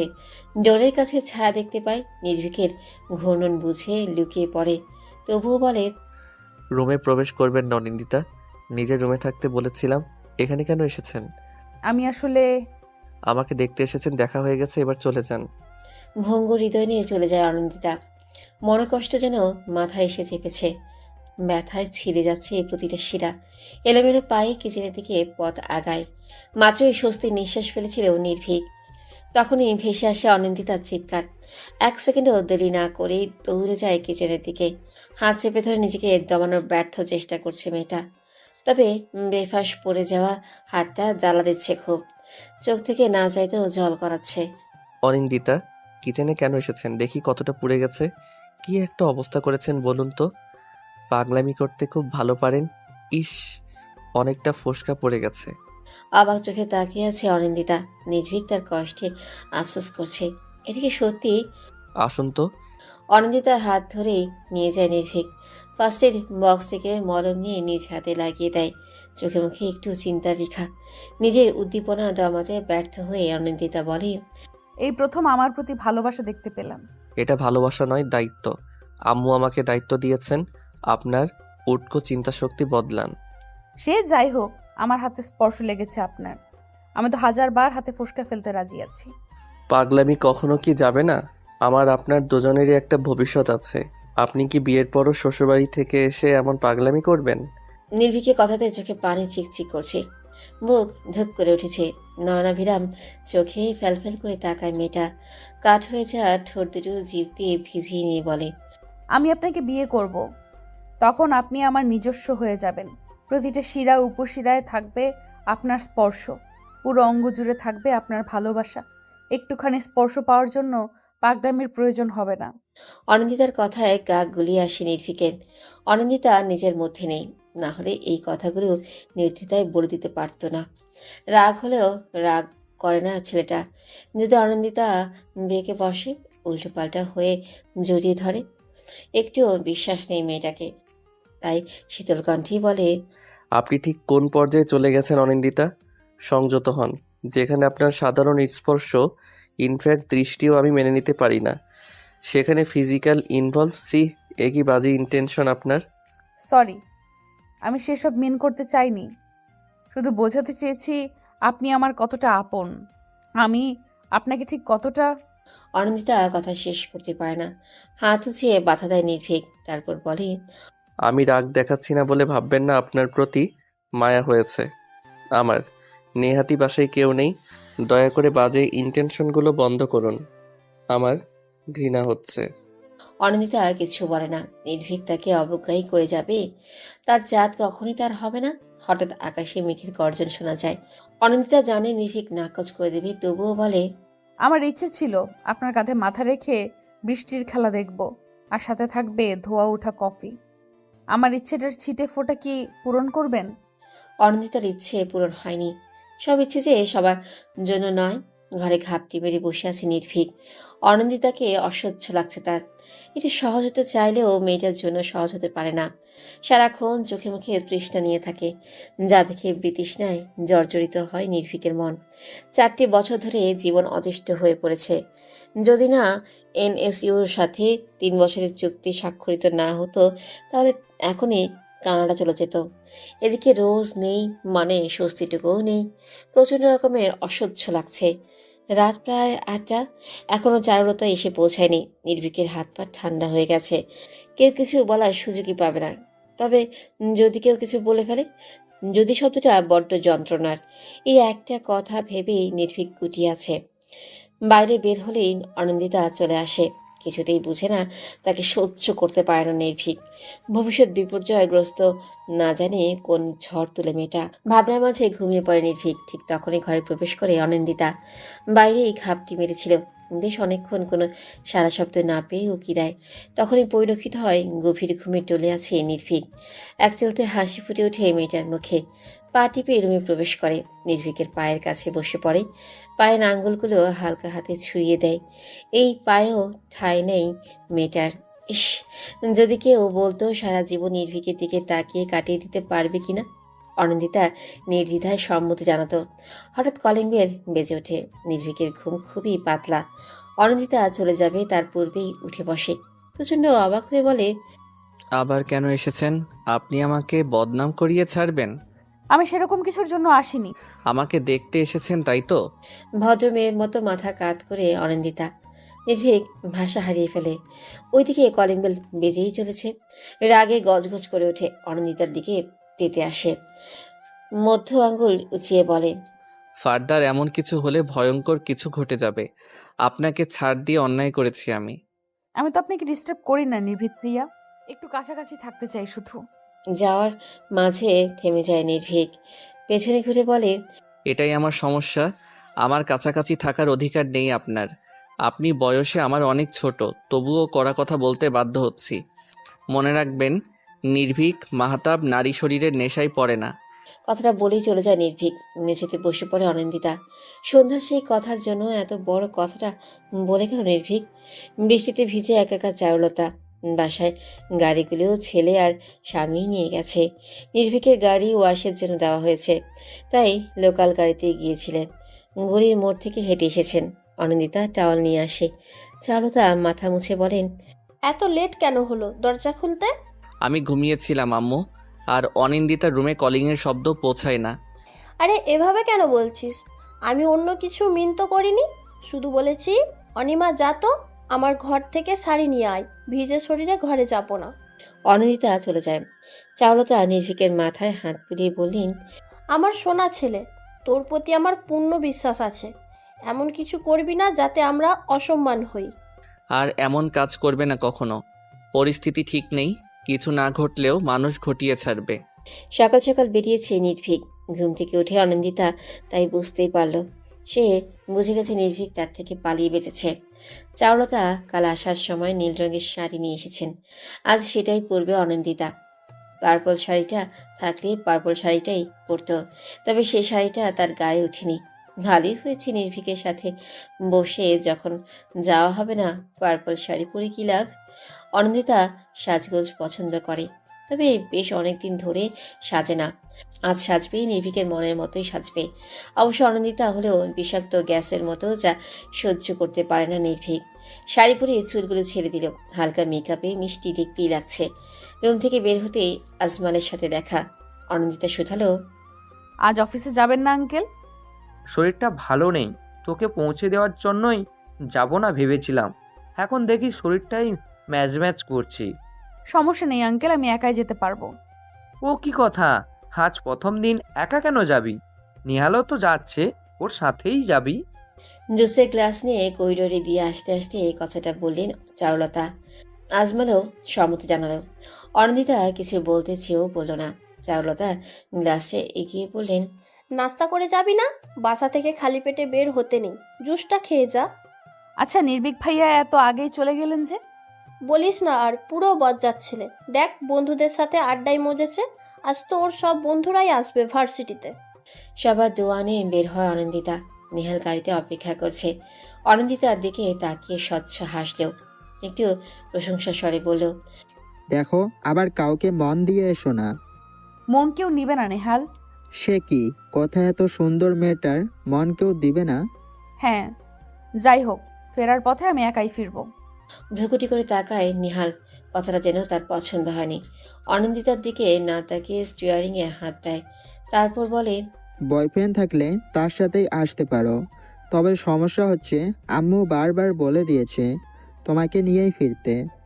আচ্ছা, সমস্যা নেই, তুমি আমাকে কল দিয়ে জানিয়ে দিও, মোড়ে এসে একসাথে আসবো। কৃতজ্ঞতা প্রকাশ করে মেয়েটা। সিটের মাথা এলিয়ে দেয়। শরীরটা ম্যাচম্যাচ করছে। সারা বছরই হালকা পাতলা অসুস্থ থাকে মেয়েটা। রোজ কান্নার ফলে চোখের নিচে দাগ থাকে। কেউ একটু খুঁটিয়ে দেখলেই ধরা খেয়ে যায়, কারণ শরীরে থাকে অজস্র আঘাতের রেখা। গাড়ি পার্কিংয়ে রেখে চলে যায় নিহাল। অনিন্দিতা দম ফেলে হাঁটা লাগায়। শরীর দুর্বল লাগাতে এনার্জি ড্রিঙ্কস কিনে। ক্যাব খুলে খাওয়ার আগেই মাথা ঘুরে যায়। তবে কেউ একজন আগলে ধরে। ব্যগ্র কণ্ঠে বলে, ঠিক আছে অনি, হঠাৎ পড়ে যাচ্ছিলে কেন? আসলে মাথা ঘুরে গিয়েছিল। নেট ফেয়ার, নির্ঘাত নাস্তা করেনি। আসো আমার সাথে। আমি ঠিক আছি আসিম, চলো ভেতরে যাওয়া যাক। নো, কোনো কিছুই ঠিক নেই। তুমি এক্ষুনি নাস্তা করবে আমার সাথে। আর লিসেন, কিউট গার্ল, ফাংশন এখনো শুরু হয়নি। প্রচণ্ড প্যারা খেয়ে যেতেই হলো অনিন্দিতাকে। আসিম বকবক করেই যাচ্ছে। একটা রেস্টুরেন্টে এসেই 2 কাপ কফি আর স্যান্ডউইচ অর্ডার করলো। আসিম নাস্তা করে এসেছে, তাই শুধু কফি খেলো। অনিন্দিতা সংকোচ ছাড়াই খাচ্ছে। আসিম কফি কাপে চুমুক দিয়ে বলল, বাই দ্য ওয়ে, আজ একা এলে যে? নির্ভীক স্যার আসেন তোমার সাথে? রোজ কি ওনার সাথে আসবো? আর উনি তো আজ অনেক আগেই এসেছেন। আচ্ছা, নির্ভীক স্যার কিন্তু অনেক কঠোর। আনন্দিতা হাসলেও সে এটা ভালো করেই জানে। আসিম কিছুক্ষণ নীরব থেকে আনন্দিতার উদ্দেশ্যে শুধালো, তুমি কি কোনো কারণে আপসেট? না, আমি ঠিক আছি, তবে ভার্সিটির কিছু স্টুডেন্ট একটু অন্যরকম আচরণ করে। আচ্ছা, আসো আমার সাথে, আমি প্রবলেম সলভ করে দেব। ভার্সিটিতে প্রবেশ করতে এই গোলাপ দিয়ে বরণ করা হলো। আসিম অবাক করা এক কাণ্ড হলো। ফুলের গুচ্ছ থেকে 5টা ফুল নিয়ে অনন্দিতার হাতে দিয়ে দিল। অনন্দিতা বলল, এতগুলো নিলে কেন? তুমি স্পেশাল, তাই তোমার কাছে বেশি গোলাপ থাকবে। খলবলিয়ে হাসে অনন্দিতা। আসিম একটু গায়ে পড়া, তবে খুব ভালো। অনন্দিতা আসিমের সাথেই হাঁটতে লাগলো। ফুল হাতে নির্ভীকের কথাই ভাবছে সে। এনএসইউর বিশাল ক্যাম্পাসে দাঁড়িয়ে আসিম চিৎকার করে ডাকলো, attention guys, look the beautiful girl, she is my personal friend. I hope ওকে কেউ বিভ্রান্ত করবে না। যদি এমন কিছু হয় তো জানোই তো কি হবে। সবাই অনন্দিতার দিকে তাকালো। আসিমের পড়াশোনা আর সৌন্দর্য দুটোরই নাম ডাক আছে, সাথে বাবার পাওয়ার। ছেলেটার এমন কাণ্ডে হতবাক হয় অনন্দিতা। আসিম অনন্দিতার দিকে তাকাতেই অনন্দিতা চোখ পাকায়, যার অর্থ তুমি পুরো পাগল। এসে থেকেই চোখ ঘুরিয়ে ঘুরিয়ে খুঁজেই চলেছে এক মানবকে, কিন্তু সে মানবের দেখাই পাওয়া যাচ্ছে না। মুখটা কেমন করছে, শূন্যতা যেন ওকে আঁকড়ে ধরেছে। হন্তদন্ত হয়ে খুঁজেই চলেছে নির্ভীককে। অনুষ্ঠান শেষ হয়েছে বেশ অনেকক্ষণ। বেশিরভাগ সময় আসিম তাকে সাথে রেখেছে, তবে আসিমের বন্ধু মহলের সাথে অনন্দিতা একা থাকতে তো পারে না, তাই সে নিজ থেকেই বলেছে আমি আশেপাশে ঘুরে আসি। আসিম বারণ করেনি, সে নিজেও বোধহয় স্পেস খুঁজছিল। অনন্দিতার সাথে দেখা হয় মেহেরিমার। হাত উঁচিয়ে ডাকে অনন্দিতাকে। একটু অবাক হয় সে। মেহেরিমার কাছে গিয়ে বলে, good afternoon miss. Good afternoon. এইভাবে ছুটছো কেন অনিন্দিতা? শাড়ি পরে আছো, পা পিছলে যাবে তো।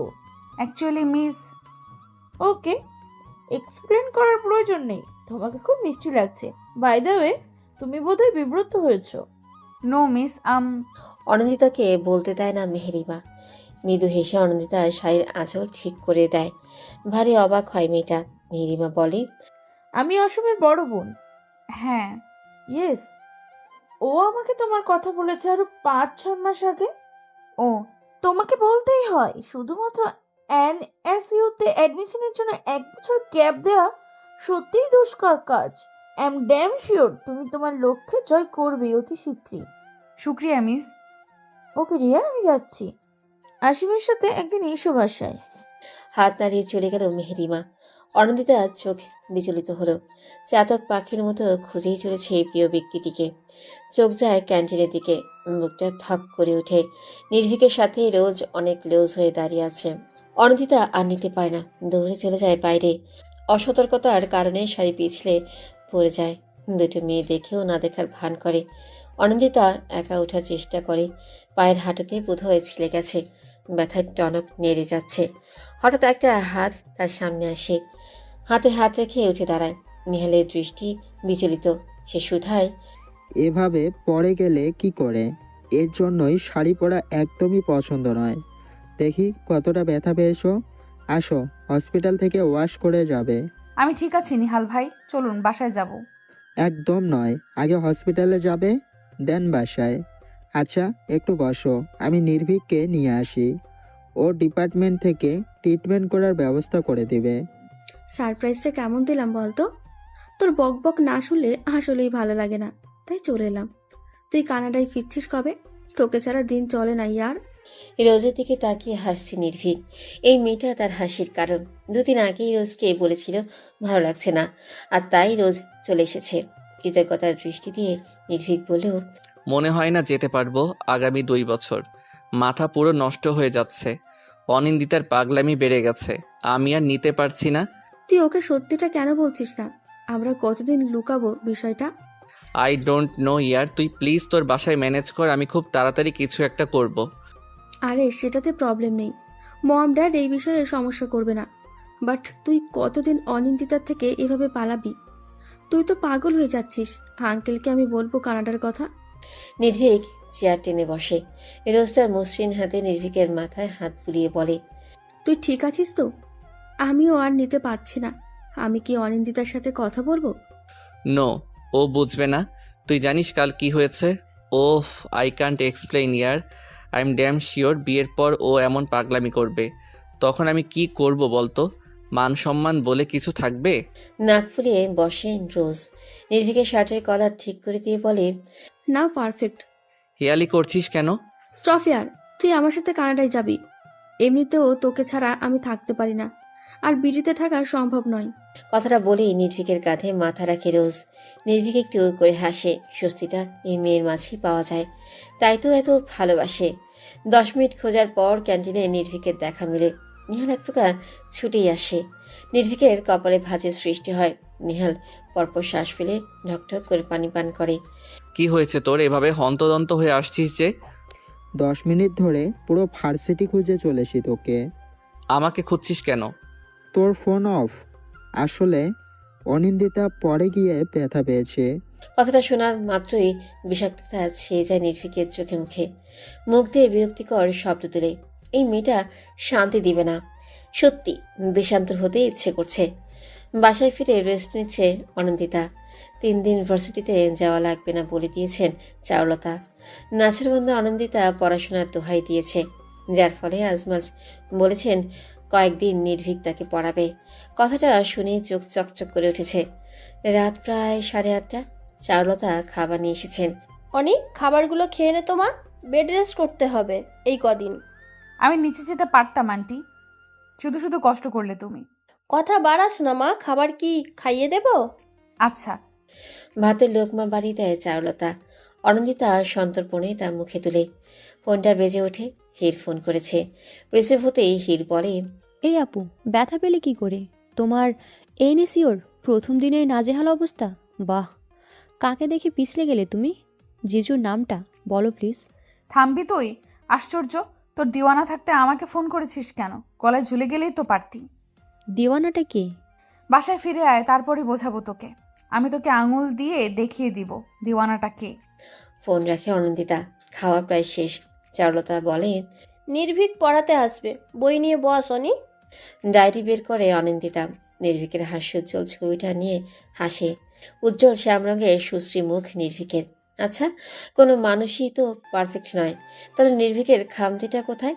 হাজারো পলক ফেলে ও খামতি খুঁজে পায় না অনিন্দিতা। অনিন্দিতা ঠিক হয়ে বসুন। সদর দরজার ওপাশ থেকে কথাটা বলে নির্ভীক এলোমেলো হয়ে বসেছিল সে। নিজেকে ঠিকঠাক করে নির্ভীককে উদ্দেশ্য করে বলে, আপনি আসতে পারেন। নির্ভীক আসে। অনিন্দিতা এক পলক তাকিয়ে চোখ নামিয়ে নেয়। নির্ভীকের দিকে ফ্যাল করে তাকাবে না আর। যথাসম্ভব লুকিয়ে প্রিয় মানুষটাকে দেখে যাবে। ফিজিক্সের বই নিয়ে একটু ঘাটাঘাটি করে নির্ভীক। অনিন্দিতাকে বলে, আপনার প্রথম আর শেষ ক্লাসটা আমার, অর্থাৎ ফিজিক্স আর ইংলিশ দুটো ক্লাস রয়েছে, তাই আমি ভার্সিটিতে যা পড়াবো এই 3টে দিন সেগুলোই পড়াবো আপনাকে। আচ্ছা। অনিন্দিতার বাড়তি কথা না পেয়ে স্বস্তির নিঃশ্বাস ফেলে নির্ভীক। তবু অনিন্দিতাকে একটা বিষয় বলে, NSCO রুলস কি জানেন? না মানে আমি তো যেতে পারবো না কয়েকদিন। কথাটা মিনমিনে স্বরে বলেই অনিন্দিতা। নির্ভীক ভ্রুকুটি করে তাকায়। অনিন্দিতা উদ্দেশ্যে ছিল শুধুই এনএসইউতে চান্স পাওয়া। কি রুলস আছে না আছে তার প্রতি কোনো আগ্রহ নেই। প্রয়োজনেই নির্ভীক বলে, পরপর 3টে সাপ্তাহিক পরীক্ষাতে ফেল করলে সোজা বের করে দিবে, আর পরপর 5টা সাপ্তাহিক পরীক্ষায় 80% নাম্বার না পেলে 10 দিন সময় দেওয়া হবে। যদি সে সময়ের মধ্যে পড়াশোনা কমপ্লিট করে এক্সামে ভালো করেন তাহলেই ভার্সিটিতে রাখবে, আর না হলে বের করে দিবে। তাই আল্লাহর ওয়াস্তে একটু মনোযোগী হবেন। জি, আমি মেনে চলবো সব রুলস। ওকে, তাহলে দেখুন ফিজিক্সের প্রথম অধ্যায়ে আজ কি পড়াবো। অনিন্দিতা পড়ায় মনোযোগী হয়। নির্ভীকে এর জন্য পাগলামি কমবে না ঠিকই, তবে পাগলামি চলবে মনে মনে। আজ বিকেলের ঘটনা। পা ওয়াশ করার পর নির্ভীকের সাথে এসেছে অনিন্দিতা, কারণ নিহালের কোনো কাজ পড়ে গেছে। নির্ভীক এই সুযোগটাই চেয়েছিল। একটা খোলা মাঠের দিকে নিয়ে যায় অনিন্দিতাকে। অনিন্দিতার এতটাই বিশ্বাস যে সে একবারও প্রশ্ন করেনি কেন তাকে এখানে নিয়ে আসা হলো। নির্ভীক অনিন্দিতার হাত দুটো মুষ্টিবদ্ধ করে বলে, আমাকে রেহাই দিন অনিন্দিতা, আপনি এমন সব কাণ্ড করছেন যে আমি পাগল হয়ে যাচ্ছি। আমিও তো মানুষ। আপনি ভালোবাসেন ঠিক আছে, তার জন্য আমাকে কেন কষ্ট দিচ্ছেন? আমি আপনাকে কষ্ট দিচ্ছি? হ্যাঁ দিচ্ছেন। আমার দিকে এলোমেলো দৃষ্টিতে তাকিয়ে থাকেন, আমার জন্য ছুটে আসেন, পড়াশোনা করেছেন শুধুই আমার জন্য। এইসব দেখার পর একটা মানুষ কতটা অপরাধ বোধে ভুগে জানেন আপনি? আমার লজ্জা করে অনিন্দিতা, আপনাকে আমি বোঝাতে পারি না যে আমি আপনাকে ভালোবাসি না। নির্ভীকের শেষের কথাটুকুই অনিন্দিতার আত্মা কাঁপিয়ে তোলে। সে ঠিক করে নিজেকে সংযত রাখবে। সত্যি তো, এখানে নির্ভীকের কী দোষ? ভালো তো সেই বাসে, তাহলে নির্ভীক কেন অপরাধ বোধে ভুগবে? তাছাড়া ওর হাত নিজ থেকে স্পর্শ করেছে নির্ভীক, একটা আবেদন রেখেছে তার কাছে। তাই ভেবে নেয় নিজের কলেজাটা পুরাবে, নিজের কষ্টটুকু নিজেই গ্রহণ করবে। অনিন্দিতা। নির্ভীকের কণ্ঠস্বরে ধ্যান ভাঙে অনিন্দিতার। হকচকিয়ে বলে, দুঃখিত স্যার। নির্ভীক একটু অবাক হয় তাকে স্যার বলায়, তবে সেদিকে পাত্তা না দিয়ে ইংলিশ বই হাতে ঘাঁটতে থাকে। যথাসম্ভব অনিন্দিতাকে পড়াশোনা কমপ্লিট করাতে হবে। 15টা দিন কেটে গেছে। অনিন্দিতা নিজেকে সংযত রেখেছে বলতে শুধু মাত্র নির্ভীকের চোখ থেকে সংযত রেখেছে, আর চোখে প্রিয় মানুষটাকে দেখার লোভ সামলাতে পায়নি সে। নিজের কাজে নিজেই হাসে অনিন্দিতা। যাকে ছাড়া এক মুহূর্ত চলে না, তার থেকেই নিজেকে সংযত করার মিথ্যে প্রয়াস না করাই উত্তম। দাঘিমা রেখা বদলে শীতের আবির্ভাব ঘটেছে। কয়েকদিনেই পরিবেশ যেন শান্ত হয়ে গেছে। আবহাওয়াবিদদের মতে পরিবেশের হঠাৎ পরিবর্তন ঘটেছে, না হলে এমন সময় শীতের আগমন ঘটতো না। নিজের বাসায় ফিরে এসেছে 10 দিন হতে চলল। এই কয়েকদিনে ইউনিভার্সিটিতে যাওয়া হয়েছে মাত্র 3 দিন। কেন যেন ভার্সিটির প্রতি অনীহা সৃষ্টি হয়েছে। বোধহয় নির্ভীকের না থাকাই এই প্রধান কারণ। ভার্সিটির কাজে আজ 9 দিন হলেও ভারতে গিয়েছে নির্ভীক। কোনো এক বিশেষ অনুমোদন নিয়েই গেছে। অনিন্দিতার ফোন বেজেই চলেছে, অথচ তার ধ্যান নেই। হির হন্তদন্ত হয়ে বলেও, এই আপু, তোমার ফোন বাজছে। কি? ফোন বেজে চলেছে, ধরো। অনিন্দিতার মাথায় এখনো কথাটা ক্যাচ করেনি। সে নিষ্পলক তাকিয়ে আছে হীরের দিকে। হীর বিরক্ত হয়।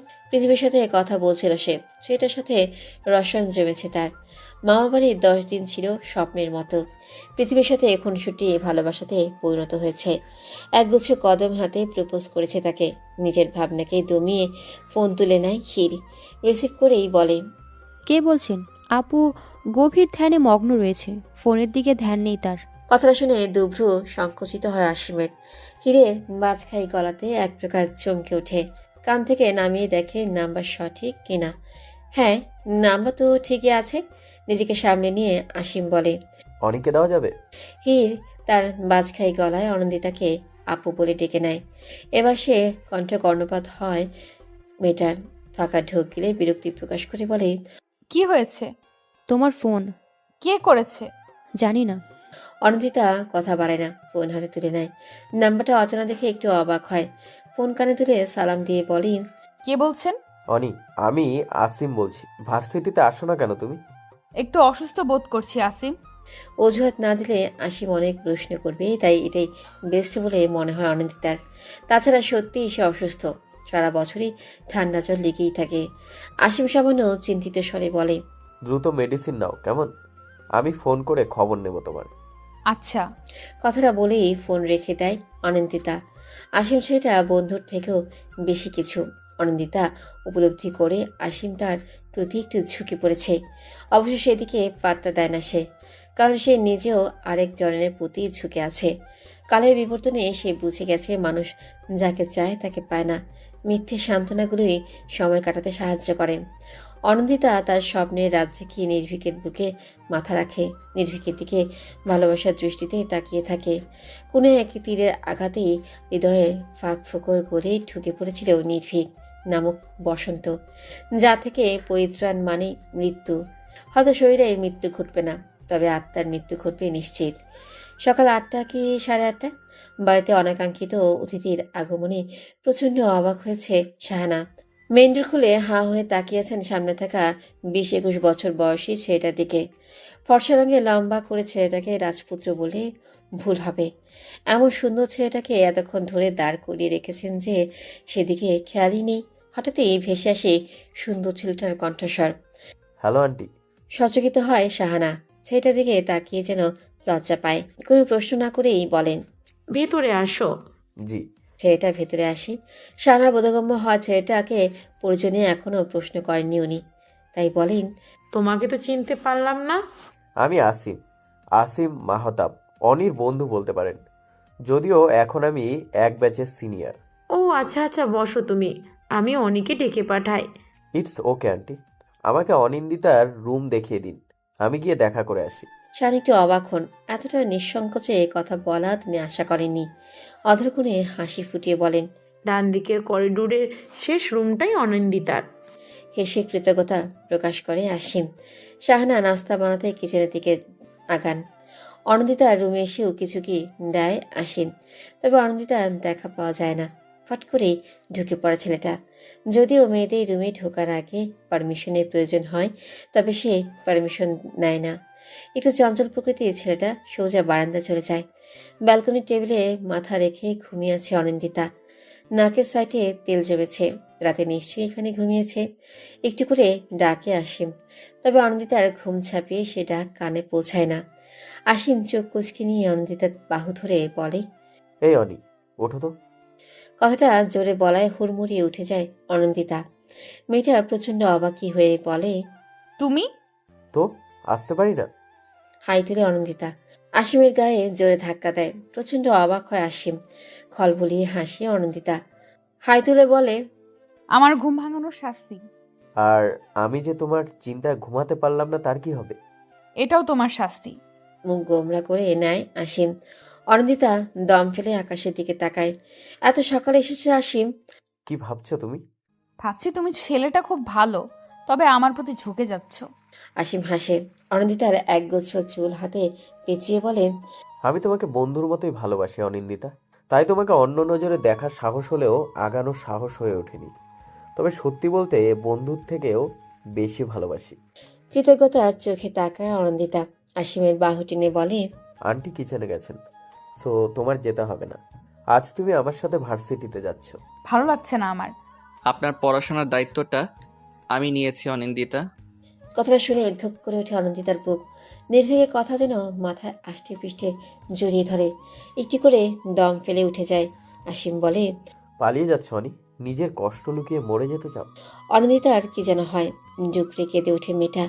অসীমের পায়ের কাছে বসে পড়ে, হাত দুটো মুঠো বন্দি করে বলে, আমি অনেকে ভালোবাসি আসিম, আমি মরে যাব, সত্যিই মরে যাব। অসীম উত্তর দেয় না, নিজেকে শক্ত করে। অনন্দিতা সেই সব প্রেমিকার দলে পড়ে যারা উন্মাদ, যারা ভালোবাসাকে অন্যের হাতে তুলে দিতে পারে না। ভালোবাসার ভালো চায় ঠিকই, তবে নিজের সাথেই দেখতে চায়। এক প্রকার ছ্যাঁচড়ামি করে বেড়ায়।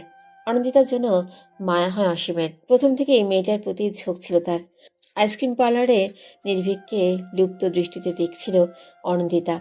সেদিনই ঠিক করেছিল অনন্দিতার প্রতি বন্ধুত্বের হাত বাড়িয়ে দিবে। তবে কোথাও একটা সুপ্ত ভালোবাসা জাগে, যার ফলে সে নিজেকে ধাতস্থ করে অনন্দিতার খেয়াল রাখবে। তবে এটাও সত্য, অনন্দিতার প্রতি অনুভূতি